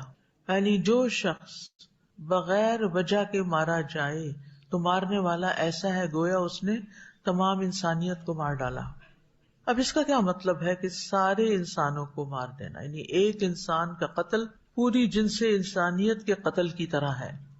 ایک اس کا مطلب یہ بنتا ہے کہ ایک بے گناہ شخص کے قتل کو جو حلال سمجھتا ہے گویا وہ تمام انسانوں کو قتل کر ڈالتا ہے، کیونکہ ایک انسان نہیں، یہاں انسان سے مراد یعنی پوری جنس ہے۔ جیسے ہم کہتے ہیں کہ جو ایک رسول کو جھٹلاتا ہے وہ دراصل تمام رسولوں کو جھٹلا دیتا ہے۔ لہٰذا جو کسی بے گناہ انسان کے خون کو حلال سمجھتے ہوئے قتل کرتا ہے اس کی یہی حیثیت ہے، گویا وہ پوری انسانیت کا قاتل ہے۔ دوسرا معنی کہ جو شخص ایسے شخص کو قتل کرے جس سے قتل کا فتنہ کھڑا ہو جائے، جیسے کسی قبیلے کے حکمران کو یا سردار کو قتل کرنا۔ اب کیا ہوگا اگر کسی ملک کا کوئی لیڈر مار دے یا کسی قبیلے کا کوئی سردار مار دے یا کسی اہم پوزیشن پر کوئی شخص مار دیا جائے، تو پھر کیا ہوتا ہے، اس کے نتیجے میں فتنہ بھڑک اٹھتا ہے اور لوگ آپس میں ایک دوسرے کا خون بہانے لگتے ہیں۔ تو یہ ایسا ہی ہے کہ جس نے ایک انسان کو قتل کیا، یعنی کسی حکمران کو قتل کیا، گویا اس نے پوری انسانیت کو قتل کر دیا، کیونکہ اس نے عام لوگوں کے اندر فتنہ فساد بھڑکا دیا۔ تیسری بات یہ کہ ایک کا قتل ہو یا زیادہ لوگوں کا قتل ہو، قصاص میں فرق نہیں آتا، یعنی یہ بھی ایک معنی بیان کیا گیا ہے۔ مطلب یہ ہے کہ ایک شخص کا قتل گویا تمام انسانوں کا قتل ہے، کیونکہ جب وہ ایک شخص کو قتل کرے گا تو صرف اسی کو قتل کیا جائے گا، اور اگر وہ 10 لوگوں کو قتل کرے گا پھر بھی اسی ایک کو قتل کیا جائے گا، اور اگر تمام لوگوں کو قتل کرے گا تو بھی صرف اسی ایک کو قتل کیا جائے گا۔ مطلب یہ ہے کہ ایسا شخص قتل کے حکم سے خارج نہیں ہوگا، خواہ وہ ایک کو قتل کرے یا تمام لوگوں کو قتل کرے یا ان میں سے کچھ کو قتل کرے۔ تو مطلب یہ ہے کہ قتل بالقصاص کا جو قاتل ہے اس کی سزا میں کوئی فرق نہیں ہے، خواہ وہ ایک کو قتل کر کے آئے یا 2 یا 4 یا 10 20 یا سبھی کو۔ چوتھا معنی یہ ہے کہ ایک کا قتل ہو یا زیادہ لوگوں کا قتل قاتل کے لیے آخرت میں بہت بڑی سزا ہے۔ کیسے؟ یعنی کہ جس نے ایک شخص کو قتل کیا گویا اس نے تمام انسانیت کو قتل کر دیا، تو اس کا بدلہ کیا ہوگا؟ جہنم کی سزا ہوگی، چاہے وہ ایک کو قتل کرے یا زیادہ کو قتل کرے۔ یعنی ایک کا قتل سب کے قتل کے برابر ہے، یہ مطلب ہے ایک شخص کا قتل is equal to everybody's قتل، کہ ایک کو قتل کر کے بھی جہنم میں جائے گا اور لاکھ کو بھی قتل کر کے اسی جہنم میں جائے گا. کیونکہ سورۃ النساء میں آتا ہے کہ قاتل کا بدلہ کیا ہے؟ جہنم خالدا فیہا وغضب اللہ علیہ ولعنہ واعد لہ عذابا عظیما. وہ جہنم ہے، اس میں ہمیشہ رہنے والا ہے، اور اللہ اس پر غصے ہو گیا اور اس نے اس پر لعنت کی اور اس کے لیے بہت بڑا عذاب تیار کیا. یہ سارے معنی تو علماء نے کیے ہیں، یعنی صرف اس لیے کہ آپ گہرائی میں جا کے دیکھیں کہ تفسیر کیسے کی جاتی ہے، کس کس اینگل سے چیزوں کو سمجھا جاتا ہے. لیکن جو پہلا معنی ہے وہی زیادہ واضح ہے اور یہی افضل ہے، راجح ہے. وہ کیا ہے؟ جو ایک قتل کرتا ہے گویا اس نے انسانی جان کی حرمت پامال کر دی. تو ایک انسان کی جان کی حرمت ایسی جیسے سارے انسانوں کی جان کی حرمت. اس کو مفیوز دیکھیے، تسبیح دیکھیے، کبھی پڑھی ہے؟ کبھی روز پڑھتے ہیں یا کبھی کبھی روز پڑھتے ہیں؟ آج کل تو نکل ہی آئی ہوگی. تسبیح سے یہ فائدہ ہوتا ہے کہ وہ ریمائنڈر دے دیتی ہے. اب ہوتا ہی ہے کہ جب ہاتھ پہ پڑھنا شروع کرتے ہیں نا، افضل یہی ہے، یہ میں آپ کو بتا دوں، کیونکہ قیامت کے دن انگلیاں بولیں گی، تو جہاں تک ممکن ہو ہاتھوں پہ پڑھ لیں. لیکن چھوٹی گنتی ہاتھوں پہ ٹھیک رہتی ہے، 33 بار تک وغیرہ. لیکن جو ہی آپ 100 کا کرنے لگتے ہیں تو کنفیوژن ہو جاتی ہے انگلیوں پہ پڑھتے پڑھتے. پھر یہ بھی ہوتا ہے کہ بیچ میں بچہ آ کے کوئی بات کر لے، کوئی کام پڑ جائے، تسبیح روکنی پڑے، پھر آ کے بھول جاتے ہیں پتہ نہیں کتنا. تو وہ جو صبح شام 100 دفعہ سبحان اللہ و بحمدی، جس کے پڑھنے کا بہت بڑا اجر ہے کہ سمندر کی جھاگ برابر بھی گناہ ہو تو معاف ہو جاتے ہیں. اور ویسے بھی یہ کہ سبحوہ بکرۃ و عشیہ، تو صبح اور شام اللہ کی تسبیح خاص طور پہ کرنی چاہیے. یہ پرندوں کی بھی تسبیح کا وقت ہوتا ہے. اگر آپ کے گھر میں کوئی بڑا درخت ہے یا پرندے کہیں قریب میں ہوتے ہیں تو آپ نے دیکھا ہوگا کہ سورج نکلنے سے پہلے خاص طور پر تسبیح کر رہے ہوتے ہیں اور غروب سے پہلے خوب تسبیح کر رہے ہوتے ہیں. تو اس وقت تسبیح ضرور کیا کیجیے. باقی اذکار بھی کرنے ہوتے ہیں. تو وہ جو کاؤنٹر ہوتا ہے اس سے پھر 100 دفعہ کاؤنٹ کرنا آسان ہو جاتا ہے. تو وہ ایک ٹول ہے. بعض لوگ اس کو بدعت قرار دیتے ہیں، میں اس سے اگری نہیں کرتی، کیونکہ یہ ایک ٹول کے طور پر یا ایک ڈیوائس کے طور پر ایک چیز کا استعمال ہے. جیسے کسی بھی کام کو کرنے کے، مثلا آپ قرآن مجید اب مصحف سے پڑھنے کی بجائے کس سے پڑھتے ہیں؟ موبائل سے پڑھتے ہیں. تو کیا موبائل سے پڑھنا بدعت ہے؟ موبائل کیا ہے؟ ڈیوائس ہے. ڈیوائس ہے نا، تو آپ ڈیوائس استعمال کر رہے ہیں اسی مقصد کے لیے. مقصد آپ کا قرآن پڑھنا ہے، لیکن آپ ایک چیز سے دوسری پہ شفٹ ہو گئے، کوئی حرج نہیں. تو تسبیح جو ہوتی ہے اس کا اگر ایک دانہ آپ نکال دیں تو کیا ہوتا ہے؟ یعنی بعض اوقات تو ذرا سا دھاگا ٹوٹتا ہے نا، تو پھر کیا ہوتا ہے؟ موتی بکھر جاتے ہیں. پھر آپ کو بڑا ہی افسوس ہوتا ہے. مجھے اسی پر پڑھنے کی عادت تھی، لیکن آپ نے ماشاءاللہ اتنی پڑھی کہ دھاگا ہی گھس گیا اور ایک دن وہ آپ کے ہاتھ سے ٹوٹ کے سب کچھ بکھر گیا. دنیا کی حیثیت یا حقیقت یہی ہے. وہ کہتے ہیں نا سانس کی ڈور، سانس کی بھی ڈور ہوتی ہے، بس وہ ٹوٹ جاتی ہے تو بات ختم ہو جاتی ہے، انسان چلا جاتا ہے. خیر، تو یہاں یہ ہے کہ ایک دانہ گرا نہیں تو سارے پیچھے گر گئے. ایک انسان قتل نہیں ہوا، اگر ایک کو قتل کر دیا گیا تو اس کے اثرات ایسے ہوں گے کہ پھر کسی بھی انسان کا قتل کوئی بہت بڑا گناہ نہیں رہے گا. یعنی ایک جھجک یا جھاکا ہوتا ہے نا، وہ جھاکا لے گیا، یعنی اتر گیا. تو اس سے کیا ہوگا؟ پھر ایک کو مارا، دوسرے کو، تیسرے کو، بس وہ سلسلہ شروع ہو گیا. تو انسانی جان کا ایک احترام ہے اور اس احترام کو ختم نہیں ہونا چاہیے، اس حرمت کو حلت میں نہیں بدلنا چاہیے. سعید بن جبیر کہتے ہیں جس نے کسی ایک مسلمان کے خون کو حلال سمجھا اس نے گویا تمام انسانوں کے خون کو حلال سمجھا.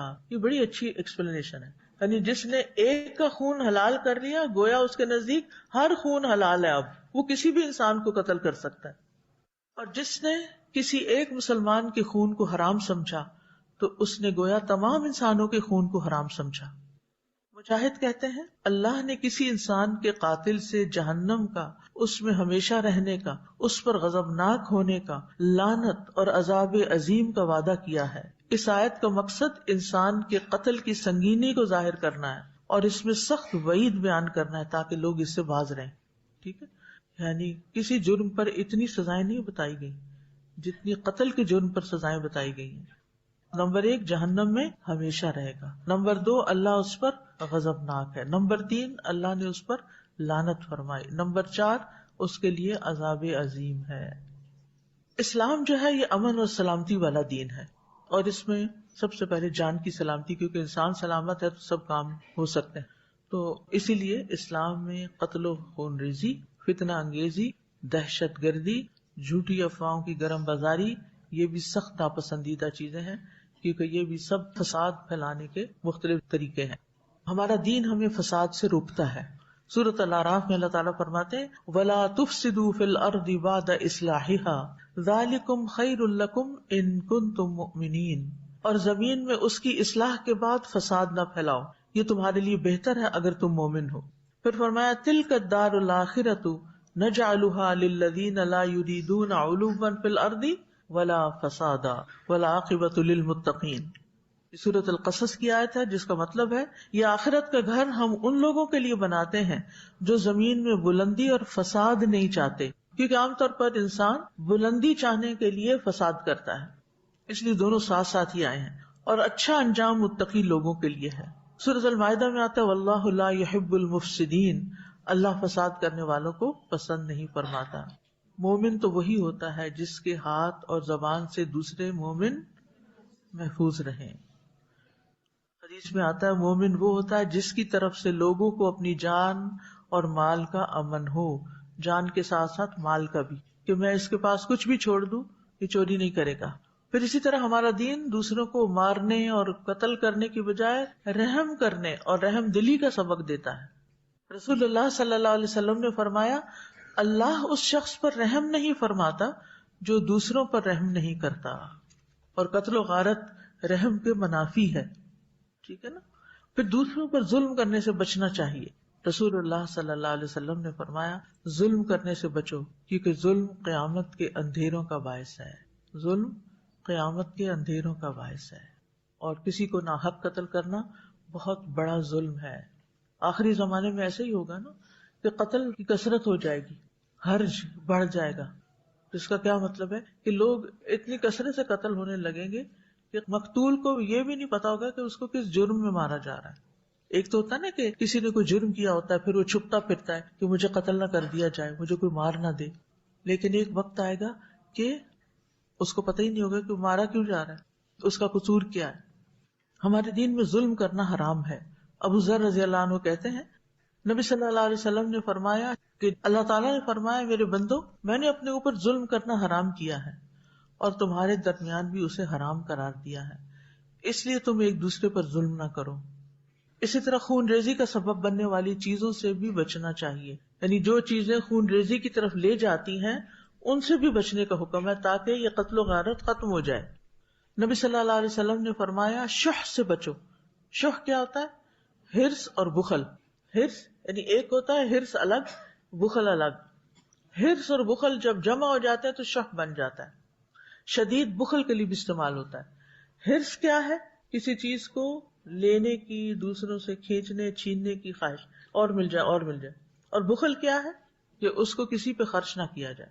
کتنی بدترین صفت ہے یہ پھر، کہ انسان اپنے لیے تو ہر طرح کی خیر چاہتا ہے لیکن جو خیر اس کے پاس ہے وہ کسی کو دینا نہیں چاہتا، اس میں وہ بخل کرتا ہے۔ تو شح جو ہے یہ عام بخل سے بڑھ کر ہے۔ عام بخل کسی کو کچھ نہ دینا، سٹنجی ہونا، لیکن ضروری نہیں کہ اس کے اندر حرص بھی ہے، ضروری نہیں کہ وہ انسان حریص ہو کہ مجھے یہ بھی مل جائے، وہ بھی، وہ حاسد ہو اس کا بھی مجھے مل جائے، نہیں، لیکن جو اس کی مٹھی میں ہے وہ نہیں کھولتا، یہ بخل ہوتا ہے۔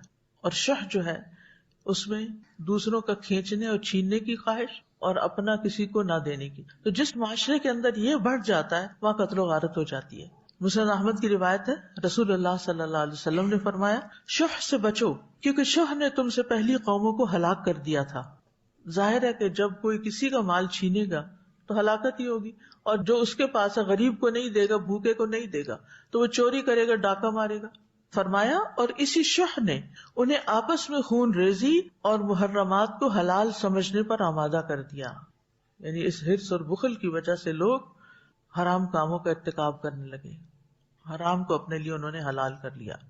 پھر فرمایا ومن احیاہا، اور جس نے اس کو زندہ کیا یعنی انسانی جان کو بچا لیا، فکأنما احیا الناس جمیعا، اس کا ثواب ایسا ہے جیسے اس نے پورے انسانوں کو، دنیا بھر کے انسانوں کو بچا لیا۔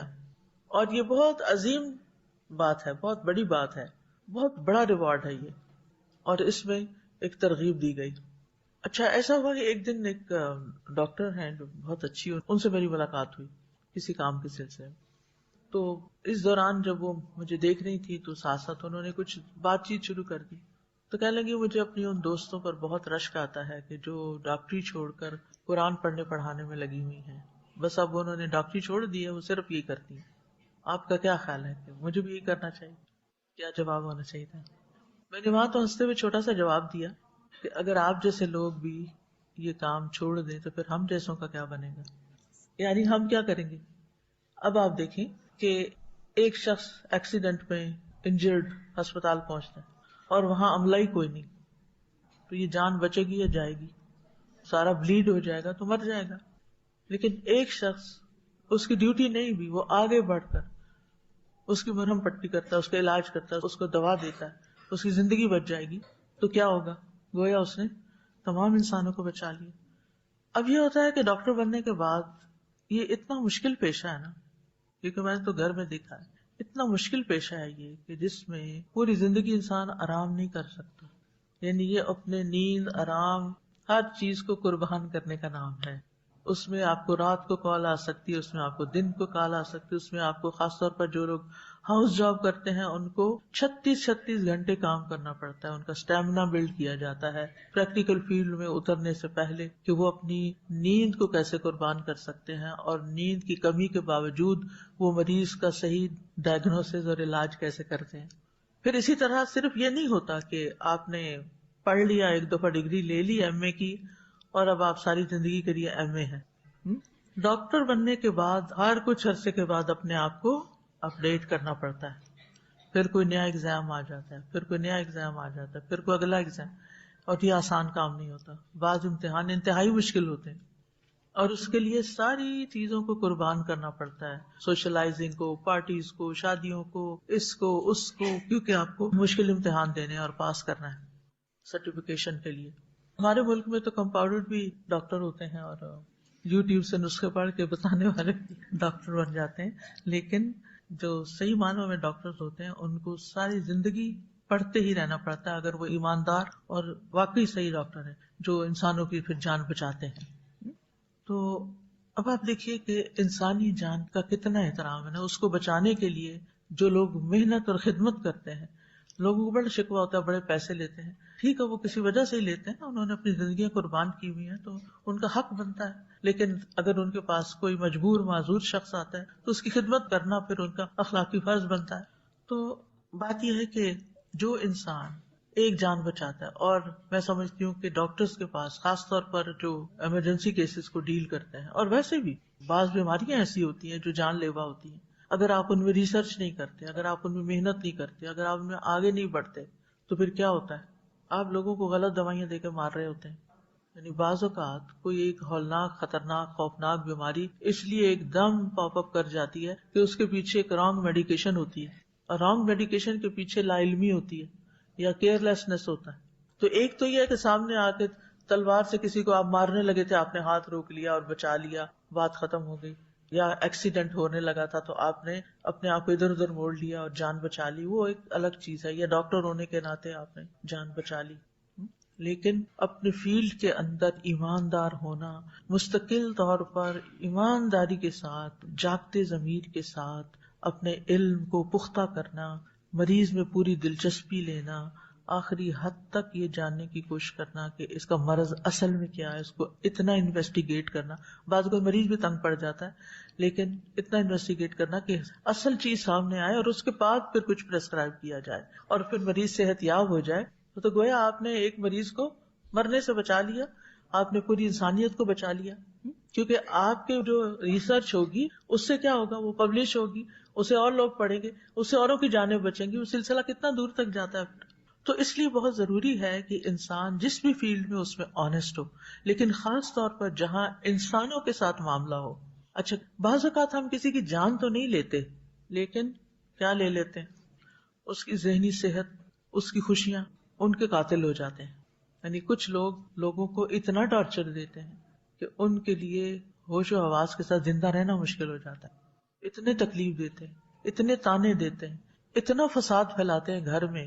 بعض اوقات جیسے ساس بہو کے جھگڑے ہوتے ہیں گھروں کے اندر, تو اس میں ایک فریق دوسرے کے ساتھ اتنی زیادتی کرتا ہے کہ یا ماں کو گھر سے نکال دیا جاتا ہے یا بہو کو گھر سے نکال دیا جاتا ہے, اور ظلم کی انتہا ہوتی ہے، اور اس میں نہ صرف یہ کہ ساس ظلم کر رہی ہوتی ہے، شوہر بھی ماں کے ساتھ مل کے ظلم شروع کر دیتا ہے، کیونکہ وہ بیوی کی نسبت ماں کے زیادہ قریب ہوتا ہے ان اینی کیس.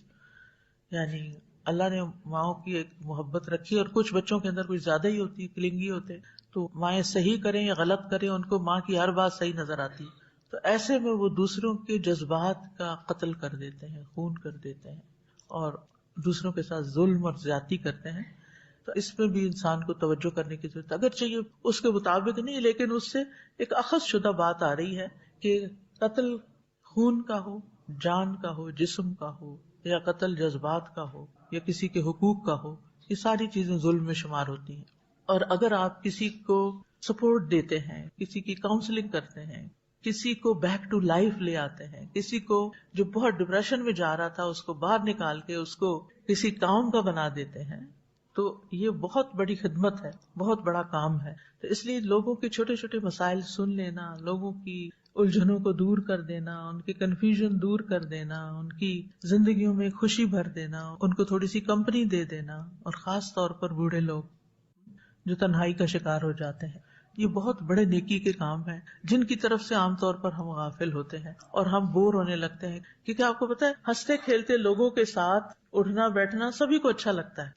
بیماروں کے ساتھ رہنا کس کو پسند ہے؟ وہ تو کہتے ہیں کب ہماری جان چھوٹے، یہ تو ہماری جان پہ بن گئی. یعنی بعض اوقات کوئی بچہ یا اکلوتا بچہ ماں باپ کی اتنی خدمت کر رہا ہوتا ہے، اور میرا یہ فرسٹ ہینڈ ایکسپیرینس ہے کہ بعض اوقات ایسے لوگوں کو دیکھ کے جب میں رش کرتی ہوں اور اگر میں ان کو دعا دیتی ہوں یا ان سے کہتی ہوں کہ آپ اس وقت زمین کا سب سے بڑا نیکی کا کام کر رہے ہیں، تو بعض اوقات ان کے ریئیکشن بڑے عجیب ہوتے ہیں. یعنی وہ اس پر شکر ادا کرنے کی بجائے الٹا کہتے ہیں کہ اللہ ایسی آزمائش میں تو کسی کو نہ ڈالے.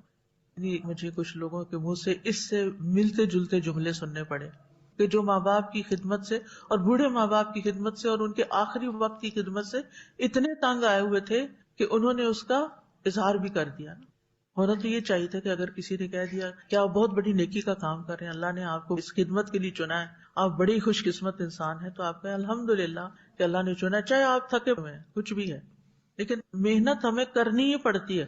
کام تو ہم نے کیا ہی جو کیا وہ تو ہمارے سر پڑ گیا، ہم نہیں کرنا تھا. انسانیت اخلاقی اعتبار سے ہماری ذمہ داری تھی، لیکن ہم نے اس کو بوجھ سمجھ کے کیا، یا اس کو نیکی سمجھ کے کیا، یا اس پر اجر کی توقع رکھی. عظیم بلاؤں کے ساتھ اجر بھی عظیم ہوتے ہیں، بڑی آزمائشوں کے ساتھ اجر بھی بڑے ہوتے ہیں، لیکن وہ صبر کے ساتھ ہوتے ہیں، صبر کے بغیر نہیں ہوتے.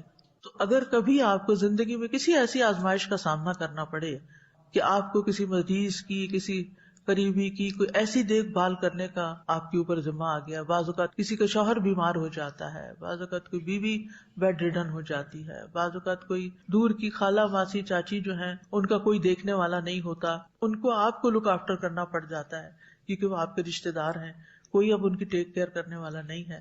تو ایسے مواقع کو اپنے لیے مصیبت نہ سمجھے اور زبان سے کوئی لفظ نہیں نکالنا، چاہے آپ کتنے ہی تھکے ہوئے ہوں. اور اگر کبھی آپ کے منہ سے ایسا کچھ نکلا بھی، اف، اللہ کا کیا حکم ہے، ولا تقل لهما اف، تھک گیا ہوں میں تو. یہ تو نہ رات کو سونے دیتے ہیں نہ دن کو انہیں آرام آتا ہے، ہر وقت آوازیں دیتے رہتے ہیں، ہر روز اسپتال لے جانا پڑتا ہے، ہر روز ہمیں اسپتالوں کے چکر کاٹنے پڑتے ہیں. اس طرح کی باتیں بھی نہیں کرنی چاہے ہو رہا ہو یہ سب کچھ، بلکہ الحمدللہ، اللہ تیرا شکر ہے، اللہ تو توفیق دے، اللہ تو مجھے ہمت دے، اللہ تو نے ڈالا ہے تو ہی نبھانے کی توفیق دے. کیونکہ جو اس مشکل میں پڑ جاتے ہیں وہ بیچارے پھر کہاں جائیں؟ کیا ان کو مار دیا جائے؟ نہیں. اسی طرح کچھ لوگ معذور ہوتے ہیں، بعض لوگ معذوروں کے ساتھ بھی کام نہیں کرنا چاہتے کیونکہ ان سے دیکھا نہیں جاتا. بعض اوقات مینٹلی ڈسیبل ہوتے ہیں لوگ، وہ ایسی حرکتیں کرتے ہیں کہ جس میں بعض اوقات ان کے جسم سے غلاظت تو ان کے ساتھ چمٹی ہوئی ہوتی ہے، ان کو نہیں پتا کہاں پیشاب کرنا ہے. پیریڈ لڑکیوں کو آئے ہوئے ہیں تو جسم ایسا ہو رہا ہے، ان کو سنبھالنا بھی، وہ آگے سے اگریسو ہو جاتے ہیں، بات نہیں سنتے، سمجھتے نہیں.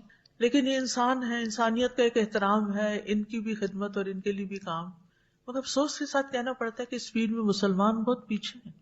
اگر ان سارے فیلڈ میں دیکھیں، کوڑی کو کبھی سنا نام؟ کوڑی کیا ہوتا ہے؟ کوڑی، کوڑ کا ایک مرض ہوتا ہے، یعنی ایسے زخم ہو جاتے ہیں جس میں ہاتھ پاؤں جھڑنے لگتے ہیں نا، بہت مشکل کام ہوتا ہے.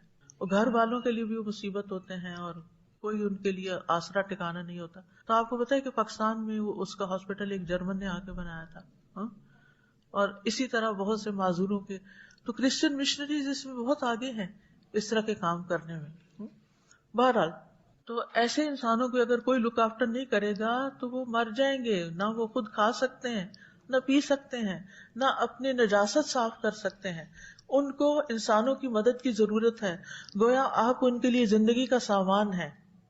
تو جو شخص کسی بھی ایسے فیلڈ میں کام کرے جو نفس پہ بہت بھاری ہے اور جو بہت مشکل ترین کام ہے، چاہے وہ گھر کے اندر ماں باپ کی خدمت ہے یا کسی معذور بچے کی یا پھر کسی ہسپتال میں یا کسی بھی جگہ پر، تو اس کے لیے اجر عظیم کا وعدہ ہے. کیونکہ قتل کرنے والے کے لیے عذاب عظیم کا وعدہ ہے، تو اس کے برعکس پھر جو یعنی زندگی بچائے گا اس کے لیے پھر اجر عظیم انشاءاللہ ہوگا. یہاں یہ بات کر رہی تھی کہ جو لوگ بوڑھوں کو دیکھ رہے ہوتے ہیں یا کسی بیمار کو یا کسی مشکل حالات میں ہوتے ہیں، دیگر رشتہ داروں اور دوستوں کا کام ہے انہیں سپورٹ دیں، انہیں تھوڑی سی بریک دیں، ان کی مدد کریں تاکہ ان کے لیے یہ کام آسان ہو. انہیں فار گرانٹیڈ نہ لیں کہ یہ نیکی کما رہے ہیں تو نیکی کماتے رہیں. ومن احیاها فکأنما احیا الناس جميعا وآخر دعوانا ان الحمد للہ رب العالمین. سبحانک اللہم وبحمدک اشہد ان لا الہ الا انت استغفرک واتوب الیک. السلام علیکم ورحمۃ اللہ وبرکاتہ. وعلیکم السلام ورحمۃ اللہ وبرکاتہ. رب اشرح لي صدری ويسر لي امری واحلل عقدۃ من لسانی یفقہوا قولی. ربنا زدنا علما اللہم فقہنا فی الدین. آمین یا رب العالمین. سبحان اللہ، بہت ہی خوبصورت کلاس تھی، بہت ہی زبردست لیسن تھا، اور آئی تھنک ہم سب کسی نہ کسی پوائنٹ پہ اس میں سے اس کلاس کو اپنے آپ سے ریلیٹ کر سکتے ہیں آپ لوگ. الحمدللہ الحمدللہ. اچھا جی، یہ بتائیے کہ دیکھیں ہم جو پہلے بات کر رہے تھے کہ اللہ کے خوف کی، اور پھر ہم نے نفع مند علم کی بات کی، تو نفع مند علم کون سا ہوتا ہے؟ قرآن کا علم جو ہمارے عمل میں بدل جائے، رائٹ؟ تو یہ بتائیں کہ آج آپ نے اپنے لیے کیا ایکشن پوائنٹ لکھا ہے، کس چیز پر آپ عمل کریں گے؟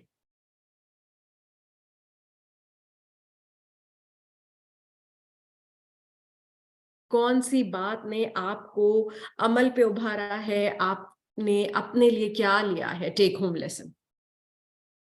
چلیں آپ کے ساتھ میں اپنا شیئر کرتی ہوں، ٹھیک ہے نا؟ انشاءاللہ رحم کرنا دوسروں پہ. اللہ مبارک سسٹر مریم، ماشاء اللہ ماشاء اللہ. ایگزیکٹلی. اور آپ دیکھیں کہ کتنے سارے لوگ ہیں نا ہماری فیملی، ہماری فرینڈز میں سے، ناٹ نیسیسری کہ ہمارے قریب ہی وہ رہتے ہوں، پر کسی نہ کسی صورت میں وہ سفر کر رہے ہیں. کسی کے ساتھ، ہر ایک کے ساتھ کوئی نہ کوئی پرابلمز ہوتی ہیں. ہمیں پتا ہے کون کس طرح سے کوپ کر پا رہا ہے. اگر کوئی نہیں کوپ کر پا رہا تو ہم نے اس کو کیسے موٹیویٹ کرنا ہے، ہم نے اس کی زندگی میں کیسے ڈفرنس لے کر آنا ہے. حقوق میں زیادتی نہیں کرنی ہے. اللہ مبارک سسٹر سعدیہ، ماشاء اللہ. دوسروں کی تکلیف کا احساس کرنا ہے سسٹر جویریہ، ماشاء اللہ. دوسروں کو اپنی ذات سے امن دینا ہے سسٹر زینب، اللہ مبارک. بالکل. اور آپ دیکھیں سب سے زیادہ جو ہے وہ ایٹ ٹائمز ہماری جو زبان کا غلط استعمال ہوتا ہے وہ کس کے ساتھ ہوتا ہے؟ کس کے ساتھ ہم اکثر زیادتی کر جاتے ہیں؟ بالکل بندوں کے ساتھ تو کر جاتے ہیں، اسپیشلی کس کے ساتھ؟ بچوں کے ساتھ. اللہ مبارک سسٹر فاطمہ. بالکل گھر والوں کے ساتھ سسٹر سبیحہ، بالکل سسٹر واحدہ. بالکل. آپ دیکھیں روزہ ہوتا ہے، گھر والوں کے ساتھ ہوتے ہیں، کبھی وہ ہمارے ساتھ ہماری مدد کرواتے ہیں اور بہت ساری دفعہ نہیں کرواتے ہیں. پھر ہم کبھی نیند کی وجہ سے، کبھی بھوک کی کمی کی وجہ سے، کبھی تھکن کی وجہ سے ہم ایٹ ٹائمز اپنی فرسٹریشن ان پہ نکال دیتے ہیں. ٹھیک ہے نا؟ تو ہم نے اپنے پاس ایکشن پوائنٹ میں ایک چیز لکھنی ہے کہ ہم نے کوشش کرنا ہے کہ اپنی فرسٹریشن جو ہے نا وہ ان پہ نہیں اتارنی. ٹھیک ہے؟ اور یہ ایک دن میں نہیں ہو جائے گا. ٹھیک ہے؟ اب آپ دیکھیں ایک دن میں اگر 10 سچویشنز ہیں، اور اگر ان 10 سچویشنز میں کوشش کر کے شروع میں 5 دفعہ اگر میں ہاف ٹائمز جو ہے وہ ایسا کر سکتی ہوں کہ میں اپنے آپ کو روک لوں کہ اپنے غصے کو، اپنی فرسٹریشن کو، تو وہ سکسیس ہے. اور پھر اس کے بعد اگلے دن میں نے کوشش کرنا ہے کہ اوکے آج تھوڑا اور بہتر، اس سے اگلے دن اور تھوڑا بہتر. تو انشاءاللہ ایسا ہوگا کہ میں اپنی زبان اور اپنے ہاتھ سے جو ہے نا اپنے گھر والوں کو اس اذیت سے محفوظ رکھوں گی انشاءاللہ. ٹھیک ہے. اچھا آج یہ بتائیں استاذہ نے ایک ذکر کا جو ہے ذکر کی فضیلت بتائی تھی, یاد ہے کون سا ذکر تھا؟ کیونکہ میں اس سے ریلیٹڈ بہت ہی ایک پیاری حدیث مجھے ملی تھی, تو وہ میں نے سوچا تھا آپ کے ساتھ شیئر کروں گی. چلیں کوئی مسئلہ نہیں ہے, ہم انشاءاللہ اس کو دوبارہ سے ریوائز کر لیتے ہیں. سبحان اللہ, بالکل سسٹر سبیہ, اللہ مبارک. اللہ کے نزدیک محبوب ترین کلمات, رسول اللہ صلی اللہ علیہ وسلم نے فرمایا جو شخص رات کو قیام نہ کر سکتا ہو, یا مال خرچ کرنے میں کوتاہی برتتا ہو, یا دشمن کے ساتھ جہاد کرنے کی جرت نہ رکھتا ہو, تو وہ زیادہ سے زیادہ سبحان اللہ و بحمدہ پڑھا کرے. یقیناً اللہ کے نزدیک یہ عمل راہ خدا میں سونے کا پہاڑ خرچ کرنے سے بھی زیادہ محبوب ہے. اللہ اکبر, سبحان اللہ. آپ دیکھیں بالکل ماشاءاللہ سسٹر زینب کہ یہ کلمہ آپ دیکھیں کتنے ہم میں سے کوئی بھی اس چیز کی طاقت نہیں رکھتا کہ سونے کا پہاڑ اللہ کی راہ میں خرچ کر سکے, رائٹ؟ آپ دیکھیں ہم میں سے بہت سارے لوگ ہیں, ہمیں نہیں پتا, جو بیمار ہیں, ہماری فیملی میں ہو سکتے ہیں, بوڑھے بزرگ ہو سکتے ہیں جو رات کو قیام نہیں کر سکتے, رائٹ؟ ان کے پاس اتنا مال نہیں ہے کہ وہ خرچ کر سکتے ہوں, ٹھیک ہے, اور اوبویسلی دشمن کے ساتھ جہاد کرنے کی ہمت اور وہ جو ہے وہ نہیں ہے, رائٹ؟ تو ہم ان کے ساتھ یہ خوبصورت حدیث شیئر کر سکتے ہیں کہ آپ دیکھیں کہ اللہ سبحانہ تعالیٰ بالکل کتنے رحیم ہیں, کتنی محبت کرتے ہیں اپنے بندوں سے کہ کسی کو بھی وہ فیلنگ نہیں آ سکتی اب اس حدیث کے بعد کہ کوئی لیفٹ آؤٹ فیل کرے اپنے آپ کو, ہے نا؟ تو انشاءاللہ یہ حدیث شیئر کر کے ہم اپنی فیملی میں لوگوں کو خوش کر سکتے ہیں, ٹھیک ہے انشاءاللہ. چلیے اچھا یہ بتائیے کہ ہم نے آج یہ والی سورہ مائدہ کی آیت نمبر 32 ہم نے آج پڑھی, ٹھیک ہے. ہم چیک کریں کہ ہمیں یہ آیا کتنی سمجھ آئی, چھوٹا سا کوئز کر لیں کہ دیکھیں اپنی اپنی انڈرسٹینڈنگ, میں بھی دیکھوں, میں بھی چیک کروں اور آپ بھی چیک کریں ہم. الحمدللہ, اللہ مبارک. لیٹس بگن انشاءاللہ. چلیں بسم اللہ الرحمن الرحیم. یہ بتائیے کہ انہ من قتل نفسا بغیر نفس او فساد فی الارض, اسلامی شریعت میں کن 3 صورتوں میں قتل کرنا جائز ہے؟ آپ ایک ایک لفظ میں بھی لکھ سکتے ہیں, میں سینٹینس وہ کر دوں گی, ٹھیک ہے. قصاص, اللہ مبارک. سیکنڈ زنا, ٹھیک ہے, اس کی جو سزا ہے, ٹھیک ہے. تیسرا زمین میں فساد, وہ تو اس آیت میں ہے, ٹھیک ہے. اس میں شریعت کے حساب سے تیسری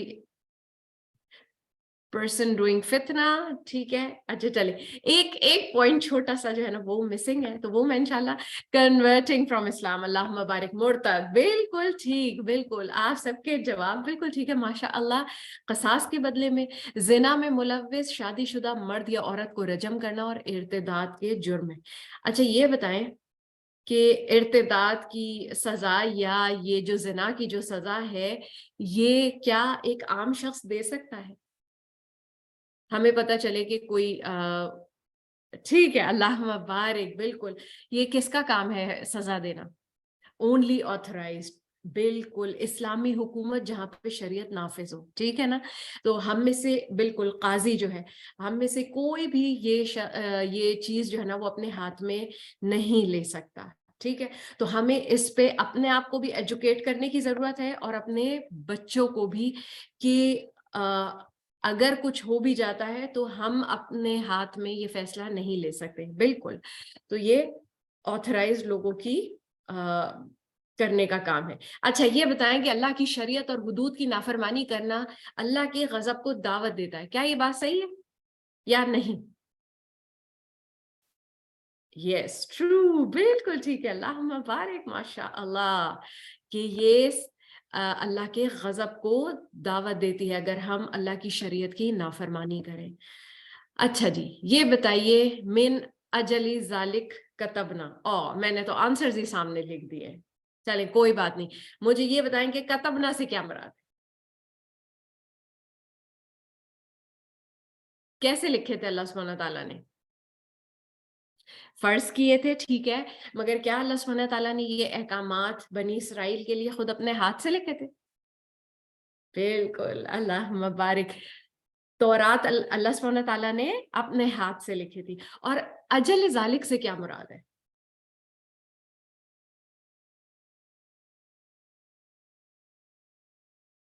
یاد ہے ہم نے آیت میں پڑھا تھا؟ چلیے میں آپ کے لیے آیت کھول دیتی ہوں، ٹھیک ہے. یہاں پہ من اجلی ذالک، من اجلی ذالک کتبنا علی بنی اسرائیل، انسانٹی کا قتل، ٹھیک ہے. بالکل، دیکھیں قابیل نے اپنے بھائی حابیل کو جو قتل کیا تھا، اور ناحق قتل کرنے کی وجہ سے جو خرابیاں پیدا ہوتی ہیں، تو اس وجہ سے اللہ سبحانہ تعالیٰ نے فرض کر دیے تھے. بالکل نہیں، ٹل ڈیتھ یہ قتل کی وجہ ہے، ٹھیک ہے. اجلی ذالک کا مطلب کہ اس وجہ سے، یعنی جو حکم آیا تھا وہ کس وجہ سے آیا تھا، اس کا اشارہ کس طرف ہے؟ اس طرف کہ قابیل نے جو اپنے بھائی کو قتل کیا تھا، تو اس کے قتل کرنے کی وجہ سے اللہ نے یہ حکم جو ہے یہ اس کو لکھ کر فرض کیا. زبانی تو پہلے بھی تھا، مگر لکھ کر اللہ سبحانہ تعالیٰ نے بعد میں فرض کیا. اچھا یہ بتائیں کہ انسانی قتل کی ممانعت جو ہے وہ کیا یہ حکم صرف بنی اسرائیل کے لیے تھا؟ نہیں، تو یہ کس کے لیے ہے؟ ہمارے لیے ہے. الحمدللہ، بالکل. اور ان کے لیے ممانعت کا حکم کیا کہتے ہیں، یہ اصول جو ہے وہ ان کے لیے بھی تھا اور یہ ہمارے لیے بھی تھا. اور ان کے لیے خاص ایکچولی اس لیے تھا کیونکہ یہ پہلی امت تھی. بالکل قیامت تک کے لیے ہے. ان کو اس لیے پہلے کیا تھا کہ پہلی امت تھی، وعید لکھی بھی اتاری تھی، اور وہ سب سے زیادہ خون ریزی کرتے تھے. ان کے یہاں قتل و فساد جو ہے وہ بہت زیادہ عام تھا اس وجہ سے. اچھا یہ بتائیں فساد الارض میں کیا کیا شامل ہے؟ کون سا فساد جس کی وجہ سے قتل ہو سکتا ہے، مطلب قتل کی سزا دی جا سکتی ہے؟ کون سا فساد ہے؟ ہم کس فساد کی بات کر رہے ہیں؟ چھوٹا موٹا فساد جو ہے وہ اس سے مراد ہے، یا کوئی بڑا فساد؟ لوٹ مار، قتل، اللہم بارک، بالکل اللہ اور رسول کے ساتھ جنگ کرنا اور ڈاکہ ڈالنا، ٹھیک ہے، جس میں مسافروں کو خوف زدہ کیا جاتا ہے. بالکل ٹھیک ہے. اچھا یہ بتائیے فَكَأَنَّمَا قَتَلَ النَّاسَ جَمِيعًا، سب انسانوں کو قتل کرنے سے کیا مراد ہے؟ ہم نے اس کے 4 معنی پڑھے تھے، یاد ہے آپ کو؟ کوئی ایک بھی یاد ہو تو بھی ٹھیک ہے. کہ سب انسانوں کو قتل کرنے سے کیا مراد ہے؟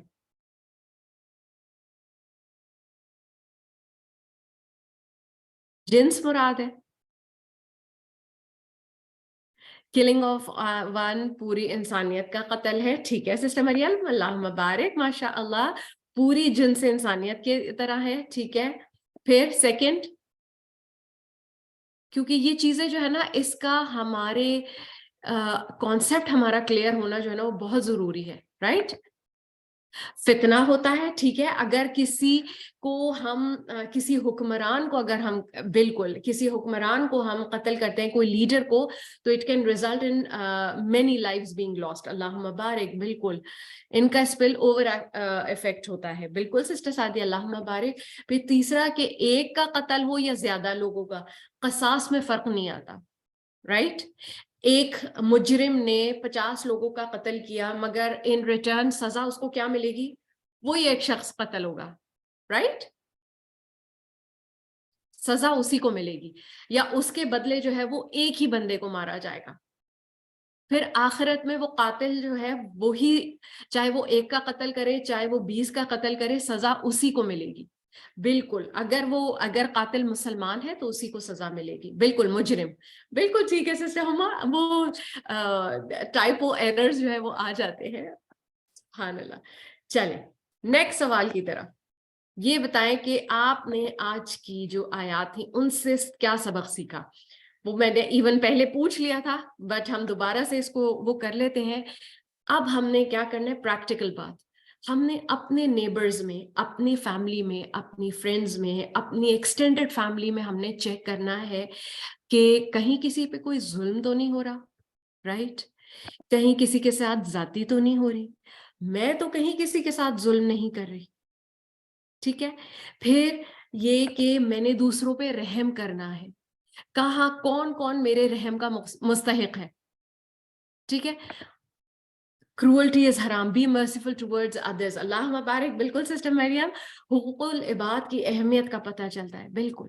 اب ہم نے دیکھنا ہے کوئی کسی مشکل میں تو نہیں ہے، کوئی بیمار تو نہیں ہے، ہم نے یہ دیکھنا ہے ہم کسی کو اپنی ذات سے کیسے فائدہ پہنچا سکتے ہیں، ٹھیک ہے؟ اگر ہم کسی کو فزیکلی جا کے اگر کوئی ہمارا فرینڈ یہاں پہ کسی کو فزیکلی نیڈ ہے ہماری، تو ہم جا کے وہ فلفل کر سکتے ہیں، رائٹ؟ کسی کو اگر ہمارے فیملی اینڈ فرینڈز میں سے فائنینشلی کسی کو سپورٹ چاہیے تو ہم وہ دے سکتے ہیں، کسی کو ایموشنلی سپورٹ چاہیے تو ہم وہ دے سکتے ہیں، right? We have to ponder, we have to think کہ ہم اپنی ذات سے کیسے فائدہ پہنچا سکتے ہیں۔ بالکل سسٹر واحدہ، ایگزیکٹلی۔ سم ٹائمس کسی کو سن کے آسانی دینے والا بننا ہے، بالکل سسٹر صاحبہ، تحفظ کرنا ہے، بالکل ہر ایک کے حقوق کی حفاظت کرنی ہے انشاءاللہ تعالیٰ۔ تو ہم نے یہ آج جا کے تھوڑا سا ہم نے بیٹھ کے سوچنا ہے اپنے فیملی اور فرینڈس کے بارے میں، اپنے پیرنٹس سے پوچھ سکتے ہیں کیونکہ ایٹ ٹائمز ان کو ایکسٹینڈڈ فیملی کا زیادہ پتہ ہوتا ہے، اور پھر انشاءاللہ ہم نے اللہ سے دعا کرنی ہے کہ اللہ سبحانہ تعالیٰ ہمیں بہت سارے نیکی کرنے کے مواقع بھی دیں اور ہمیں توفیق بھی دیں۔ اپرچونٹیز کے ساتھ اللہ سبحانہ تعالیٰ کی توفیق بہت ضروری ہے۔ جیسے قرآن کی مجلس میں آنا جو ہے نا، وہ اپرچونٹی ہر ایک کے لیے اوپن تھی، ٹھیک ہے؟ مگر توفیق صرف ہم کو اللہ سبحانہ تعالیٰ نے دی، جس پہ ہم اللہ سبحانہ تعالیٰ کا شکر ادا کرتے ہیں الحمدللہ، اور اللہ تعالیٰ سے دعا کرتے ہیں کہ اس توفیق کے بدلے میں ہمارے دل میں کوئی کسی قسم کی کوئی نیگیٹو فیلنگ نہ آئے، ہم کسی فخر کا، غرور کا شکار نہ ہوں، بلکہ ہمبل رہیں اور اللہ سبحانہ تعالیٰ سے دعا کرتے رہیں کہ اللہ سبحانہ تعالیٰ ہمیں مزید توفیق دیں نیکیاں کرنے کی، آمین یا رب العالمین۔ چلیے انشاءاللہ آپ سب کی پارٹیسپیشن کا بہت بہت جزاکم اللہ خیرن کثیرہ، اللہ سبحانہ تعالیٰ آپ کو بہترین اجر عطا فرمائے، آمین یا رب العالمین۔ انشاءاللہ دعا کے ساتھ ختم کرتے ہیں۔ سبحانک اللہم و بحمدک، اشہد ان لا الہ الا انت، استغفرک و اتوب الیک۔ السلام علیکم ورحمۃ اللہ وبرکاتہ۔